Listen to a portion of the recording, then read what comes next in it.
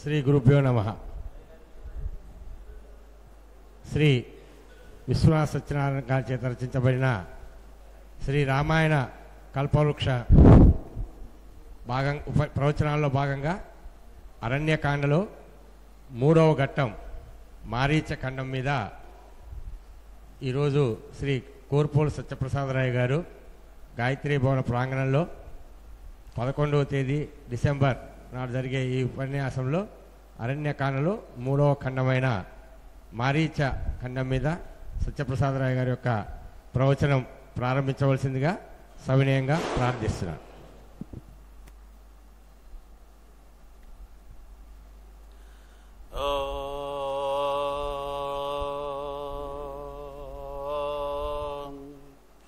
స్థాపకాయ చ ధర్మస్య సర్వధర్మస్వరూపిణే అవతారవరిష్ఠాయ రామకృష్ణాయ తే నమః. యథాగ్నేర్దాహికా శక్తిః రామకృష్ణే స్థితా హి యా సర్వవిద్యాస్వరూపాం తాం శారదాం ప్రణమామ్యహం. నమః శ్రీయతిరాజాయ వివేకానందసూరయే సచ్చిత్సుఖస్వరూపాయ స్వామినే తపహారిణే. ఆబద్ధాంజలి సంపుటం వినయినం సౌఖ్యాసనే సంస్థితం మీలస్నిగ్ధ విలోచనం స్మితలసద్వక్త్రౌ సమాధౌ రతం సమ్యక్ కుంభితమారుతం స్థిరవపరియోగీంద్ర విస్మాపనం వందే పావన దక్షిణేశ్వరగతం తేజో జగన్మంగళం. శ్రీరాఘవం దశరథాత్మజమప్రమేయం సీతాపతిం రఘుకులాన్వయరత్నదీపం ఆజానుబాహుమరవిందదళాయతాక్షం రామం నిశాచర వినాశకరం నమామి. ఆంజనేయమతిపాటలాననం కాంచనాద్రికమనీయ విగ్రహం పారిజాత తరుమూలవాసినం భావయామి పవమాననందనం. యత్ర యత్ర రఘునాథ కీర్తనం తత్ర తత్ర కృతమస్తకాంజలిం బాష్పవారి పరిపూర్ణలోచనం మారుతిం నమత రాక్షసాంతకం. నిన్నటి రోజున హృషీకేశుడైన విష్ణువు ఇంద్రియ నిగ్రహాన్ని దమింపజేయటం కోసం అన్నట్లుగా శూర్పణఖ యొక్క ముక్కు చెవులు ఖండించి ఖరదూషణ త్రిశిరాది రాక్షసుల్ని సంహరించి మునులకు ఆహ్లాదాన్ని కలిగిస్తూ ముందుకు సాగుతున్న తరుణంలో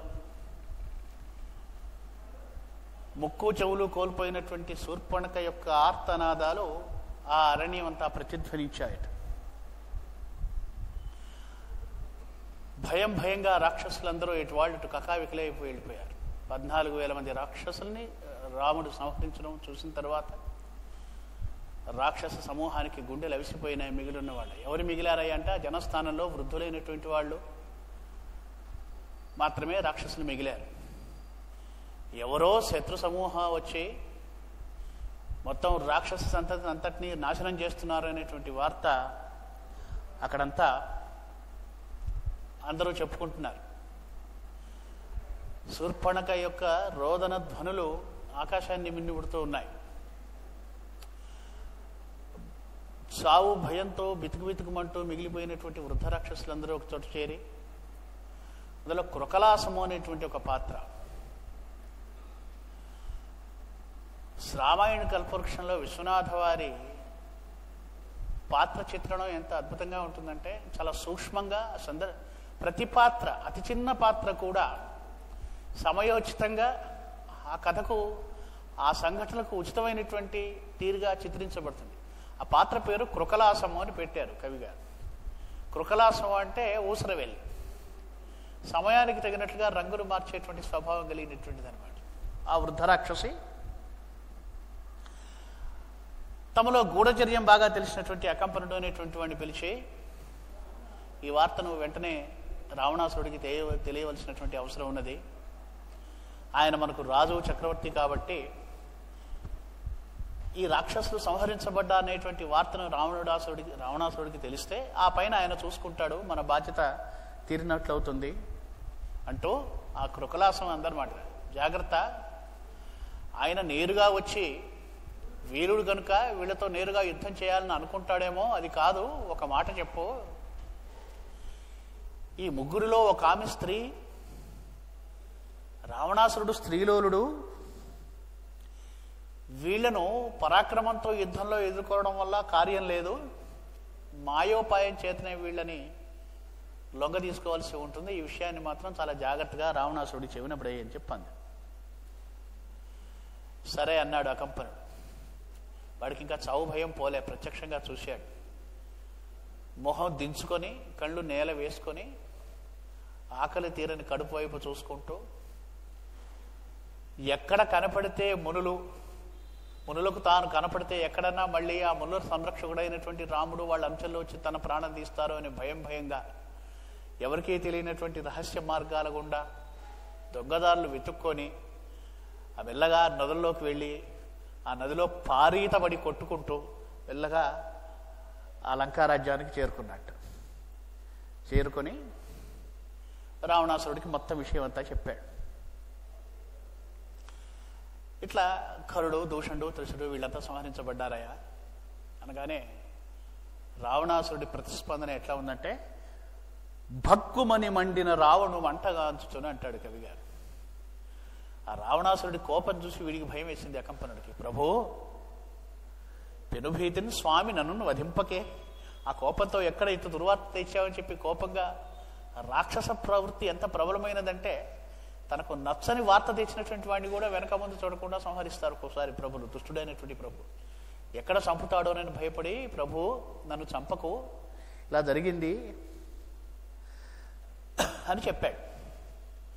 రావణాసురుడు కాస్త భృకుటి ముడివేసి, ఇదేమిటి, ఎవడయ్యా, మన మాట వింటేనే ఇంద్రాది దేవతలకు గుండెలు గుపిల్లు అంటాయి కదా, సకల దేవతా కూటమి కూడా భయంతో వణికిపోతుంది, వీడెవడు, ఒక అతి బలవత్తరమైన కులపర్వతాన్ని గోటితో మీటాలనుకుంటున్నాడా, అసలు ఇదేం ప్రయత్నం, మన వాళ్ళ మీదికి రావటం ఏమిటి అంటూ ఆశ్చర్యంతో అడిగాడు. అంటే ఒక మాట అన్నాడు, ఎట్లా వచ్చాడు, వెలుపు సేనలతో పడి వచ్చాడా, ఒక్కరితో ఇది సాధ్యం కాదు కదా అంటే, నాయనా దైవ సైన్యం కాదు, ఆ రాముడున్నాడే అతనొక్కడే ఒక దైవ సైన్యం పెట్టు, మహావీరుడైనటువంటి మన త్రిశురుడికి శ్రీరాముడి నుదటి మీద ఒక బాణం నాటమే అత్యంత కష్టమైపోయింది, కరుడు కూడా ఎంతో కష్టపడి యుద్ధం చేయవలసి వచ్చింది, అందరిలాంటి వాడు కాదు అని అంటున్నాడు. చెప్పాడు, ఏం జరిగిందో చెప్పాడు. చెప్పంటూ రాముడి యొక్క పరాక్రమాన్ని వర్ణించాడు. అతడజయ్యుడు వానిపై నరుగరాద, అతని బాణమ్ము వమ్ముగాదతని పగతుడమ్ముతో దకరాద, సహస్ర లక్ష రిపువధము చేసియును చమరించడతడు. 1,00,000 సైన్యాన్ని సంహరించినా కూడా ఒక చెమట బిందు కూడా పట్టదు రాముడి యొక్క పరాక్రమం. ఎవరు కూడా అతన్ని యుద్ధంలో ఎదిరి నిలవలేరు, అజేయుడు, అతని బాణం వమ్ము కాదు, అతని శత్రువు ఎవరు కూడా పరాక్రమంతో అతన్ని ఎదుర్కోలేరు అని చెప్పాడు. చెప్పి, అయితే ఒక మాట ఉన్నదయ్యా, అతన్ని జయించేటువంటి మార్గం ఒకటి లేకపోలేదు, ఆయనకు ఒక భార్య ఉన్నది, చాలా సౌందర్యవతి, జగదేక సౌందర్యవతి, ఆ భార్య ఆ రాముడి యొక్క ప్రాణమయ్యా, అది మాత్రం నేను చెప్పగలను అంటూ సీత అంటే రాముడి దృష్టిలో ఏంటి చెప్తాడు.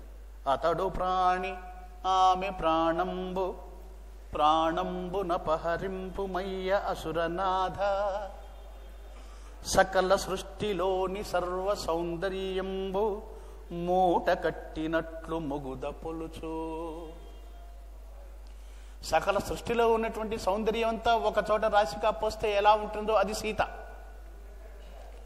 కనుక ఆ సీతను నువ్వు అవహరించావనుకో అంటూ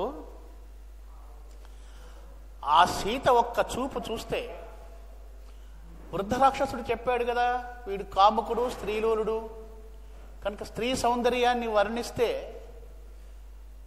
మనకు కావాల్సినటువంటి పని తేలిగ్గా జరుగుతుందని తెలుసు అకంపనగుడు. వార్తాహరులు కూడా చాలా తెలివైన వాడండి. ఏ రకమైన స్పందన ప్రభువులో కలగాలని కోరుకుంటారో అందుకు తగిన విధంగా వాళ్ళు వార్తని చెప్పగలరు. ఒక్కసారి మధురంగా సీత చూస్తే ఆ సీత చూపులోంచి 100 మంది మన్మథులు ఉద్భవిస్తారయ్యా. చిత్రం ఏమిటంటే ప్రతి రాక్షస పాత్ర వైరభావంతోనైనా సరే సీతమ్మని, రాముణ్ణి, వాళ్ళ యొక్క ఆధ్యాత్మిక మహస్సును పొగుడతారు. అమ్మధురావలోకనములద్భుతమయ్యడు సీతలోచనంతమ్ములు సాగినంతన శత ప్రమితుల్ మధురేక్షు చాపఖండంబులవారు. కొన్ని 100 మంది మన్మథులు ఆమె చూపులోంచి ఉద్భవిస్తారయ్యా. నిజమే కదా, మన్మడికి కన్న తల్లి కదా ఆమె అని ఆమె యొక్క సౌందర్యాన్ని, ఆ వైభవాన్ని వర్ణిస్తూ,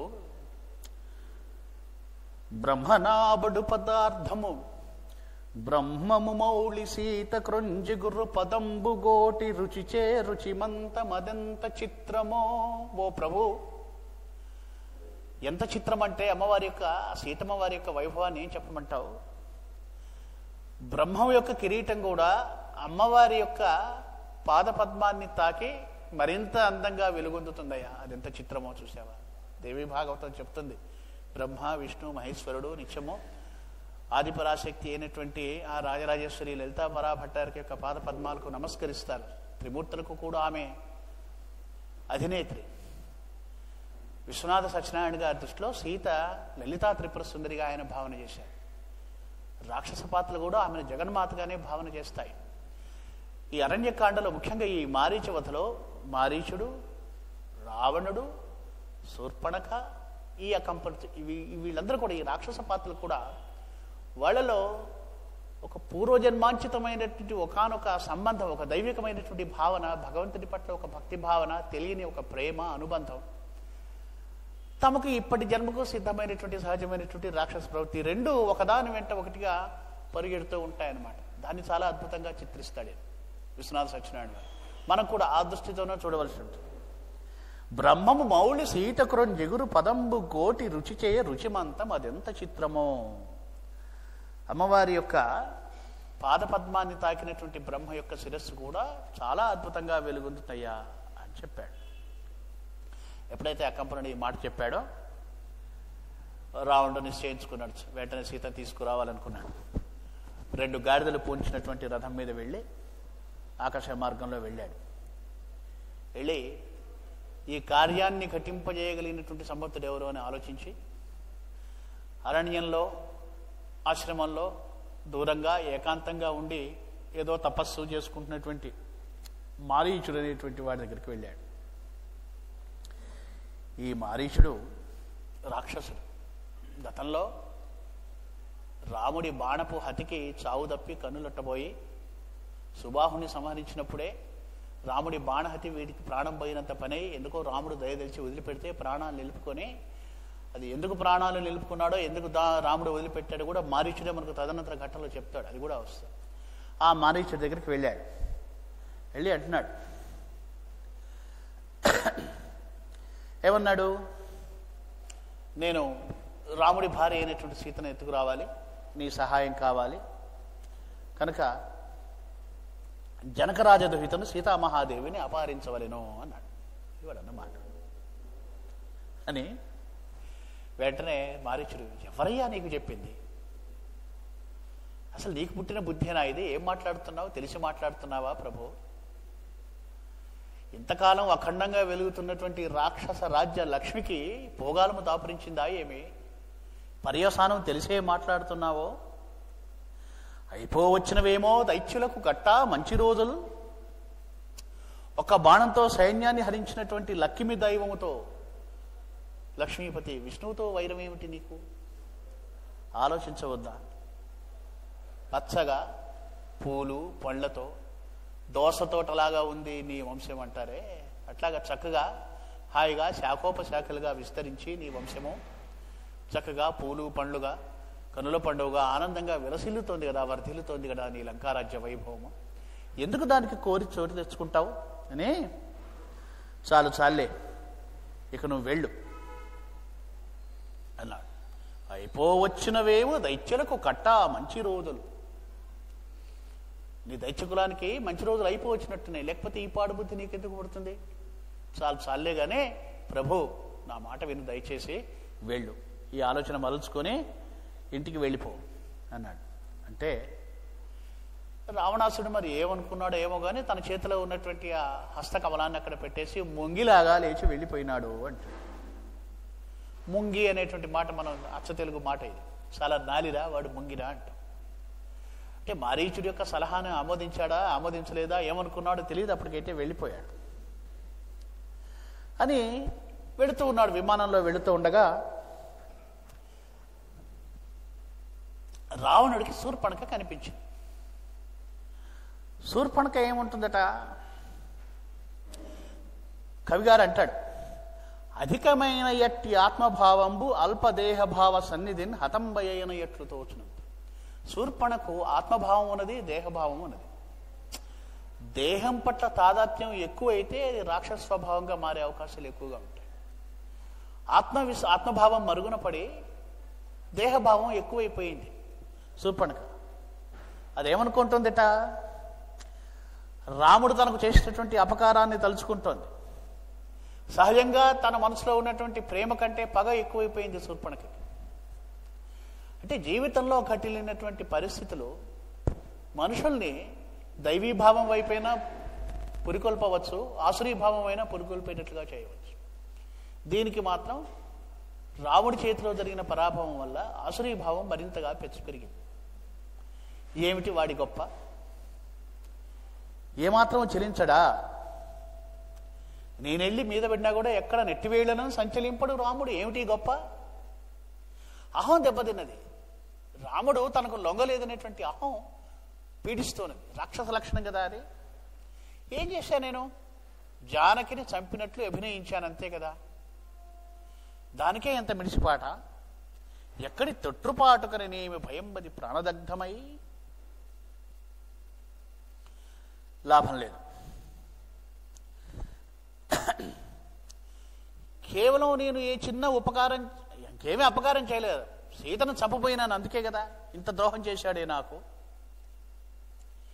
లాభం లేదు, ఈ దీనికి ప్రతీకారం చేయవలసిందే అంటూ మా రాముని లొంగదీయుటకు నీ ద్రోహంబు సేయన్వలిన్ ధరణీ సంతతి విప్రయోగికి రఘూదన్వత్ సుధారోచికిన్. ఈ మాట ఎందుకు వేయాలండి, రఘూదన్వత్ సుధారోచికిన్, రఘువంశ చంద్రముడైనటువంటి రాముడికి ప్రతీకారం చేయవలసిందే అంటుంది. రాముడి పట్ల ప్రతీకార భావం పగా ఉన్నటువంటి స్త్రీ ఏముంటుంది, రాముడిని చాలా సానుకూలమైనటువంటి సంబోధన, రఘువంశ సుధాంబుది చంద్రుడైనటువంటి రాముడికి మాత్రం ప్రతీకారం చేయవలసిందే అంటే ఎక్కడో సుప్తంగా సుప్తావస్థలో రాముడు రఘువంశ చంద్రుడు ఆహ్లాదకరుడు భావన శూర్పణఖకు తెలుసు అన్నమాట అని అనుకుంటోంది. అసలు మా దానవులు ఎంత బుద్ధిహీనులు, కఠోరమైన తపస్సు చేశారు, బ్రహ్మను ప్రసన్నం చేసుకున్నారు, ఏం కోరారు వీళ్ళకి, బుద్ధిహీనత కాకపోతే సావులేని వరాన్ని కోరుకున్నారు కదా, అది అసాధ్యమని తెలుసాయి. సాధ్యం కాని దాన్ని కోరుకొని భంగపడి ప్రాణాలు కోల్పోయే కంటే అత్యంత బలవంతమైనటువంటి అస్త్రాల్ని కోరుకుంటే పోయేది కదా, ఇవాళ వాళ్ళు మిగిలి ఉండేవాళ్ళు కదా, అస్త్రంలో యుద్ధంలో గెలిచి ఉండేవాళ్ళు కదా, మా రాక్షస జాతికి బుద్ధి లేదు అని. అయినా సరే రాముడికి తగిన ప్రతీకారం తీర్చుకుంటాను. రావణుడు కనిపించాడు కదా, రావణుడి చేతనే రాముడికి ఎట్లా ప్రతీకారం చేయాలో నేను ఆలోచిస్తాను, రాముడిని 3 చెరువులో నీళ్లు తాగిస్తాను అని అనుకుని చూస్తాను. రాముడి భార్య లోకోత్తర సౌందర్యత కదా, సీత కదా, తనను చూసుకునే కదా నా యొక్క ముక్కు చెవులు కోశాడు. నా తమ్ముడైన రావణాసురుడు ఉన్నాడే కల్పవృక్షంలో, శూర్పణఖ అక్కగా రాముడికి, వీడు కామి స్త్రీలోలుడు కనుక శివుణ్ణైనా ఎదిరించి నిలబడినటువంటి ప్రతాపవంతుడు నా రావణాసురుడు కనుక వీడి మదిలో సీత యందు అనురాగాన్ని నాటుతాను, సీత యందు మోహం కలిగేలా చేస్తాను, సీతను రాముడికి దూరం చేసేలాగా చేస్తాను, రాముడు వియోగాగ్నిలో దహించిపోతుంటే కళ్ళారా చూసి సంతోషిస్తాను. ఆ వియోగాగ్నిలో దహించిపోతాడా, ఆ వియోగాగ్ని దాటి తరిస్తాడా చూడాల్సిందే రాముడు. ఏమోలే, రాముడి మీద నాకు జాలెందుకు, రాముడిని మీ పగదిచ్చుకోవడం నాకు కావలసింది అని రావణాసురుని చూసి అంటుంది.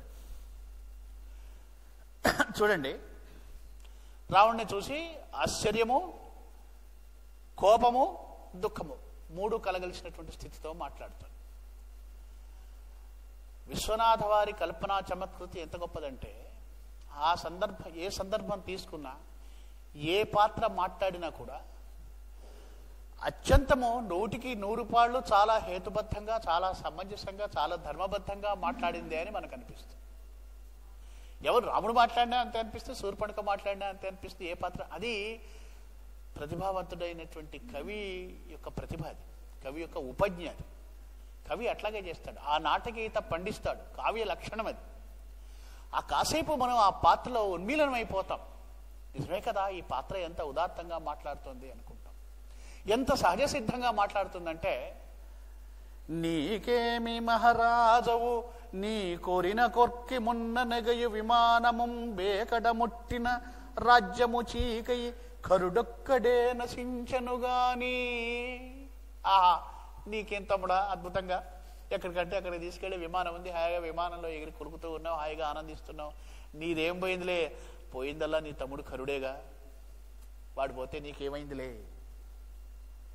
చూడండి ఎట్లా దెప్పి పుడుస్తుందో. అంగద కిరీటాలు తాల్చి సింహాసన స్థలి కూర్చుండు మటన్న నౌర మనతో సాట త్రిలోకంబునన్. బాగా భుజకీర్తలవి పెట్టుకొని, కిరీటాలు ధరించి 10 తలకాయలు వేసుకొని రథసింహాసనం మీద స్వర్ణ సింహాసనం మీద కూర్చోవంటే నీకు నువ్వే సాటి, అందుకు మాత్రం తయారు. తమ్ముడు చచ్చినా పట్టించుకోవుడు. చూడండి అంటూ ఒక మాట అంటుంది, అసలు రాముడే మగవాడయ్యా, చీచి, రాక్షస కులలో మగవాళ్ళు ఎవరన్నా ఉన్నారా అని. ఓ రావణ, కులగౌరవము, బంధువులు అనేటువంటి ఆపేక్ష నీకు లేకుంటే పోయాయిలే కానీ నీ సుఖమన్నా చూసుకోవద్దా? ఎట్లాగో పినతల్లి పిల్లలు కరుడు, దూషణుడు, త్రిశుడు, వీళ్ళకి అపకారం, వీళ్ళు చనిపోయారనేటువంటి చింత నీకేమాత్రం ఉన్నట్లేదు. కులగౌరవం పోతే పోయిందిలే కానీ కనీసం బాంధవాశ్రయం కూడా లేదు నీకు. ఇవి నీకు మనసును పుట్టవలసిన గుణాలు, ఒకళ్ళు చెప్తే వస్తాయా? చూడండి ఎట్లా అభిజాత్యాన్ని రెచ్చగొడుతోంది రావణాసురుడు, అభిజాత్యాన్ని రెచ్చగొడుతోంది. అంటే ఆ ఉద్వేగాలని ప్రలోభ పెడుతోందనమాట, ఉన్మీలనం చేస్తోంది శూర్పణఖ. ఇది ఎంతటి మనోవైజ్ఞానిక సంబంధమైనటువంటి రహస్యాలు ఇందులో దాగున్నాయి. పోతే పోయిందిలే కానీ నీ సౌఖ్యమైనా నువ్వు చూసుకోవద్దా? ఈ దక్షిణ ప్రాంతం అంతా కూడా నీ ఏలుబడిలోది కదా. ఈ జనస్థానంలో ఉన్నటువంటి కరదూషణాది రాక్షసులు నీ ప్రతినిధులుగా ఈ ప్రాంతానికి నీ సామంతులుగా పరిపాలన చేస్తున్నారు కదా. ఇవాళ వాళ్ళ యొక్క ప్రాబల్యానికి విఘాతం కలిగిందే, శత్రురాజులు వచ్చి ఆక్రమించుకున్నారే, కనీసం అదైనా నువ్వు గమనించావా అని ఇట్లా బాగా రెచ్చగొట్టు అని ఒక మాట అంటుందన్నమాట. సరేలే, నీ పరాక్రమము, నీ యుద్ధము, నీ వీరత్వం గురించి నాకు ఎందుకు గానీ ఒక మాట మాత్రం నేను చెప్పకుండా ఉండలేకపోతున్నాను రావణ. జానకిగాంచనం జాలి చచ్చుచునుంటి. ఆ రాముడి దగ్గర జానకి అనేటువంటి లోకోత్తరవతైన సౌందర్యవతి ఉంది, ఆమెను చూస్తే నాకు జాలితో కడుపు తరుక్కుపోతున్నది అన్నాడు. అంటే పరాక్రమం అనేటువంటి విషయం కానీ, యుద్ధం అనేటువంటి విషయానికి రావణాసురుడు రెచ్చిపోడు కానీ, స్త్రీ అనగానే రావణుడి యొక్క కుతూహలాన్ని తన వైపు తిప్పుకోవడానికి ఆ మాటను ప్రయోగించిందనమాట. అంటూ ఒక మాట చెప్పింది. అరయగమత్పరాభవము నర్చు మటంచును గోరబోవ నద్దిర ఖరనాశమౌపగను దిచ్చు మటంచును గోరబోవ నచ్చరలకు బోడియాజుల ప్రసంగము మాన్పిన త్వద్దయారస స్ఫురణము పాపమా జనక పుత్రికి సైతము గల్గగోరెదన్. ఓ రావణ, ఏదో నాకు జరిగినటువంటి అవమానాన్ని ప్రతీకారం తీర్చుకోమని కోరుతున్నాను అనుకుంటామేమో, అదేమి లేదు. కరుడు నాశనం అయిపోయాడు, వాడి యొక్క చావుకి ప్రతీకారం తీర్చుకొని కూడా నేను కోరట్లేదు. ఒక్కటి మాత్రం కోరుతున్నాను, నువ్వు చాలా దయామతివి కదా. ఎంతో మంది అప్సరసల్ని చెర విడిపించి తీసుకొచ్చి వాళ్లకు దాసి విమోచనం కల్పించావు. చూడండి రాక్షస భాష. స్వర్గంలో ఉండేటువంటి అప్సరసలు స్వర్గవాసుల యొక్క ఆనందం కోసం వాళ్ళు నాట్యం చేస్తూ వాళ్ళని సంతోష పెడుతూ ఉంటారు. ఎవరయ్యా స్వర్గంలోకి వచ్చినటువంటి వాళ్ళు అంటే వెటకారంగా అంటే యజ్ఞయాగాది క్రతువులు చేసి పుణ్యాన్ని సంపాదించుకొని స్వర్గానికి వచ్చినటువంటి పుణ్యాత్ములైనటువంటి యజమానులు వాళ్ళని పట్టుకొని శూర్పణఖ బోడియాజులు వెటకారంగా బోడియాజులకు సంతోషం కలిగించేటువంటి ఆ అప్సరసులకు వాళ్ళకు మోక్షం అంటే ఆ దేవలోక నుంచి మోక్షం కలిగించి తీసుకొచ్చి నీ దగ్గర పెట్టుకున్నావు కదా, నీ దయారసం ఎంతటిది, త్వద్దయారస స్ఫురణము పాపమా జనకపుత్రికి సైతము కలగగోరదన్. ఈ భావన అనమాట. ఆ జానకి కూడా పాపం ఆ ఒంటరి అయినటువంటి వనవాసి అయినటువంటి రాముడి యొక్క సన్నిధిలో చెరలాగా ఉంది. ఆమెను రాముడి చెర నుంచి విడిపించి నీ దగ్గర పెట్టుకోవాలని కోరుకుంటున్నానయ్యా, నువ్వు దయామతివి కదా అంటూ. మనిషి అంటే ఏ జీవి అయినా పౌరుషాన్ని రెచ్చగొడితేనన్నా రెచ్చిపోతాడు, వాడి యొక్క సుగుణాల్ని పొగిడితేనన్నా రెచ్చిపోతాడు. ఏదో ఒక చోట మనిషిని లొంగ తీసుకోవడం సాధ్యమే అని ఒక మాట చెప్తోంది. మన తాతమ్మ గారైనటువంటి సరస్వతి సౌందర్యం నాకు తెలుసు. ఎందుకంటే బ్రహ్మ వీళ్ళకు తాత, రావణాసుడికి తాత బ్రహ్మ మనవుడు రావణాసుడు. తాతమ్మ గారైనటువంటి సరస్వతీదేవి సౌందర్యం నాకు తెలుసు. అట్లాగే ఆమె సౌందర్యం సాధారణమైన వ్యక్తులకు పొడగట్టదు. ఆలోచిస్తే కానీ ఆ సౌందర్యం ఏంటో అర్థం కాదు. పరమ ప్రపితామహి భవానీ సౌందర్యం ఎరుగుదు. మన కులదైవం అయినటువంటి శంకరుడి భార్య గౌరీదేవి యొక్క సౌందర్యం కూడా నాకు తెలుసు. దాన్ని మించినటువంటి అపూర్వమైనటువంటి సౌందర్యం ఏదో జానకిలో కనిపిస్తోంది. ఓ రావణ, సంగీతం వలె నాపాత మధురమైన సీత సౌందర్యమే వేరు. సంగీతము మోక్షప్రదాయకమైనటువంటి. ఎందుకంటే రాముణ్ణి మునులు సామజవర గమన అంటూ కీర్తించారు. అంటే సామజవర గమన అంటే టీవీ అయినటువంటి ఏనుగు నడకలాగా నడిచేవాడని ఒక అర్థం కూడా ఉంది. సామవేదంలో నుంచి పుట్టినటువంటిది సంగీత శాస్త్రం. శ్రేష్టమైనటువంటి సంగీతం నందు ఆనందించేటువంటి వాడా, చరించేటువంటి వాడా అని కూడా రాముని భావన చేయటం కద్దు. బహుశా ఆ భావన ఉన్నదేమో విశ్వనాథ్ వారికి. సంగీతం వలె ఆపాత మధురమైందయ్యా సీత సౌందర్యము అంటూ సీత సౌందర్యాన్ని పొగుడుతూ ఒక మాట చెప్తుంది చూడండి. ఈ మాట చెప్తే ఒక సాధారణమైనటువంటి స్త్రీ యొక్క సౌందర్యాన్ని మోహ బుద్ధితోటి పొగుడుతూ ఉన్నట్లు, కామదృష్టితో పొగుడుతున్నది అనుకోవాలా, లేకపోతే ఒకానొకమైనటువంటి ఆధ్యాత్మిక భావంతో భక్తి శబలతతో పొగుడుతుంది అనుకోవాలో అర్థం కాదు. అంత గొప్పగా పద్యాన్ని చేశారు విశ్వనాథ్ వారు. ఏ విద్యుల్లహరి ప్రవాహములో ఇట్లే సర్వనాళంబులన్ ప్రావృత్కాల పయోద శీతల మరుత్ ప్రాగ్భార సంస్పృష్టిగా గ్రోవుల్ గట్టి మనోజ్ఞ సారణ తనో రోమాంధవుల్ సచ్చి ఎందావిష్కారము పందుపుల్ కలుగా మోహానంద సంధాయియో. ఒకనొక అనిర్వచనీయమైనటువంటి ఒక ఆనందము నరనరాన్న పాకి విద్యుత్ తేజం వలె పుల్కలు కడుతుందయ్యా శరీరం అంతా సీతాదేవిని చూస్తే అంటూ సీత యొక్క సౌందర్యాన్ని ఉవ్వెత్తుగా పొగిడింది శూర్పణఖ అంటూ. ఇక ఏం చేసిందట, ఆడపడుచు కదా, ఏడుస్తూ గదగద కంఠంతో కనుకొలకల్లో నిండినటువంటి కన్నీటి చుక్కను గోటితో విదిలించుకొని రావణుతో అంటోందట. ఏమంటోంది, అయ్యో నా కర్మ చూడరా తమ్ముడు, ఆ రావణాసురుడు నా ముక్కు చెవులు కోసేసాడు, కానీ కళ్ళు కుంచే చాలా బాధ పెట్టాడు నన్ను. కళ్ళు కూడా తీసేస్తే బాగుండేది. ఆ కళ్ళుండబట్టే కదా ఈ దిక్కుమాలిన పౌరుషహీనమైనటువంటి ముఖాన్ని చూసే దుస్థితి నాకు కలిగింది. ఇంతటి దుర్వార్త విని తమ్ముడు చచ్చిపోయినానంటే ఈ వార్తను విని కూడా నువ్వేమీ రెచ్చిపోవట్లేదు, నీ ముఖంలో నాకు క్రోధం కనిపించట్లేదు. అయ్యో ఇంతకంటే దౌర్భాగ్యం ఏమున్నది నాకు. కనుక ఈ పౌరుషహీనమైనటువంటి నీ నీ ముఖాన్ని చూసే దుస్థితి నాకు దాపురించింది అంటుంది. ఎట్లా రెచ్చగొట్టవచ్చు అంటూ అన్నాడనమాట. సరే, ఏదైతే ఏం కానీ చెప్తాను విను. రాముడు మనకు కాని పని చేశాడు కాబట్టి నువ్వు మాత్రం సీతను తేవలసిందే. ఎట్లా తెస్తావో తెలుసా? ఎవరు ఎత్తుకుపోయారో, ఏ దారిలో వెళ్ళారో ఊహకు కూడా అందని విధంగా నువ్వు సీతను చప్పున ఎత్తుకొచ్చేసాయి. ఎత్తుకొస్తే ఆ వియోగ విరహాగ్నిలో రాముడు మలమల మాడి మసి అయిపోతాడు. వియోగ మహాగ్ని రామచంద్రులు మరణింతురు, లక్ష్మణుడు తోడన చచ్చు సదానుగామి అయి చాలా తేలికగా నీ చేతికి మట్టెంటుకోకుండా రాముడిని సంహరించేటువంటి ఉపాయం చెప్తున్నాను విను అని అన్నాడు. ఒక వచనంలో ఒక చక్కటి మాట అంటారు కదా, అందున వెలుగు చీకటి పాళ్ళు సరిగా శూర్పణఖ వలె లెక్కగట్టి రావణుండి ఇట్లనే. శూర్పణఖలో వెలుగు చీకటి రెండు సమానంగా ఉన్నట్టు రావణుడికి కనిపించింది. అంటే అంతర్లీనంగా శూర్పణఖలో ఉన్నటువంటి ఆ భక్తి భావం, ఎక్కడో రామకార్యంలో తాను కూడా పాలు పంచుకుంటున్నానంటే ఒకానొక స్పృహ, మళ్ళీ వెంటనే రాక్షసమైన సహజమైనటువంటి రాక్షస ప్రవృత్తి. అక్క, నువ్వు పెద్దదానివి, ఆజ్ఞాపించేటువంటి స్థితిలో ఉన్నావు, నువ్వు దీనంగా విలపించడం నాకేం నచ్చలేదు, నువ్వు ప్రజ్ఞానఘను కనుక నువ్వు ఆజ్ఞాపించు, నేను చేస్తాను.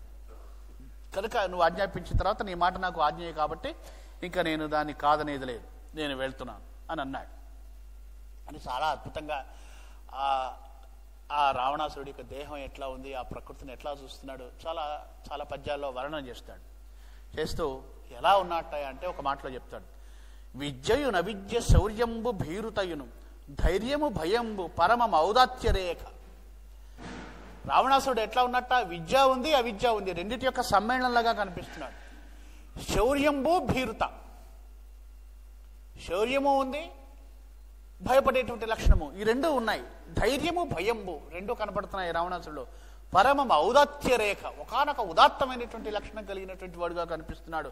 మత్సరతయు ప్రతీప సామగ్రి, వర్చలేనితనము, ప్రతీప సామగ్రి, పగ తీర్చుకోవాలనేటువంటి లక్షణం. మోహనాకృతి పువ్వునేనగా, ఇవన్నీ కలిసినటువంటి ఆ రావణాసురుడు ఒకనొకమైనటువంటి మోహనాకృతితో వెలుగొందుతూ ఉన్నాడు అని చెప్పి అంటాడు అనమాట. సరే, వెళ్ళాడు. వెళ్ళి ఎక్కడికి వెళ్ళాడు, అక్కడ ఒక మాట అంటాడు. రావణుడు రథం ఎక్కి వస్తూ ఉంటే సమస్తమైన ప్రకృతి భోగలాలసైనటువంటి స్త్రీలాగా కనిపించిందట. ఒకానొక దశలో ఆ నదుల్ని, ఆ పర్వతాల్ని చూసి మన్మథ వికారం కలిగినటువంటి స్త్రీగా భావించుకుని వీడు మన్మథ వికారాన్ని పొందుతాడు. అంటే ప్రకృతి పట్ల ఏ రకమైనటువంటి దృక్పథం ఉండాలి, రాక్షసులకి ప్రకృతి పట్ల ఏ రకమైనటువంటి దృక్పథం ఉంటుంది. అంటే సమస్తమైనటువంటి ప్రకృతి మనం భోగించడానికి ఉన్నది అని అనుకునేటువంటి వాడు రాక్షసుడు అవుతాడు. ఈ సమస్తమైన ప్రకృతి మనకు ఆదరించి ఆకలి తీర్చి అవసరాలు తీర్చేటువంటి తల్లిగా ఎవడైతే భావిస్తాడో వాడు దైవీ సంపన్నుడు అవుతాడు అన్నమాట. రాక్షస ప్రవృత్తిని చాలా అద్భుతంగా అక్కడ సూచన చేస్తారు. చేస్తూ వెళ్తాడండి. వెళ్ళి ఒక మర్రి చెట్టును చూస్తాడు. ఒక పెద్ద మర్రి చెట్టు కనిపిస్తుంది. ఆ మర్రి చెట్టు ఎట్లా ఉందట అంటే, మహాన్యగ్రోధ తరువును చూసి అని అంటాడు. చూడగానే ఏమీ చెప్పడు కానీ గరుత్మంతుడు తల్లి యొక్క దాస్యం నుంచి, తల్లి దాస్య విమోచనం కోసం అమృతం తేవడానికి దేవలోకానికి వెళ్ళి, నాగలోకానికి వెళ్ళి నాగుల్ని మెప్పించి వాళ్లకు సేవలు చేసి, శుశ్రూషలు చేసి, వాళ్ళ యొక్క అనుమతితోటి దేవలోకానికి వెళ్ళి దేవలోకం నుంచి అమృతం తీసుకొచ్చి వాళ్ళకిచ్చి తల్లి యొక్క దాస్యాన్ని విమోచన చేసేటువంటి సందర్భంలో గరుత్మంతుడు ఆకాశ మార్గంలో ప్రయాణం చేసేటప్పుడు ఆయన భుజం మీద ఆ నాగుల్ని మోస్తాడనమాట. నాగులకు నువ్వు శుశ్రూష చేయాలని సౌతి తల్లి చెప్తే, సౌతి తల్లి యొక్క ఒడంబడిక మేరకు నాగులకు సేవ చేస్తూ ఆ వీపు మీద ఎక్కిన నాగులు అంటారు, నాయన మా తల్లి ఏదో మత్సరం వల్ల నీతో పంతం పోనింది, నీతో శుశ్రూష చేయించుకుంటుంది, కానీ మాకేమీ చెడు భావన లేదు, నువ్వు మహాబలశాలివి, పుట్టిన మరుక్షణంలోనే అద్భుతమైనటువంటి పరాక్రమంతో ఆకాశ మార్గంలోకి ఎగిరి మాకు నువ్వు సేవ చేస్తున్నావు, చాలా బాగుంది అని అంటూ వెళ్తూ అక్కడ ఒక చోట ఆ మర్రి చెట్టు మీద వాళ్తాడు. వాలినప్పుడు వాలకీలులైనటువంటి మహర్షులు, పొట్టివాళ్ళు తలకిందుగా వేలాడుతూ ఆ మర్రి చెట్టు కొమ్మలకు వేలాడుతూ తపస్సు చేసుకుంటూ ఉంటారు.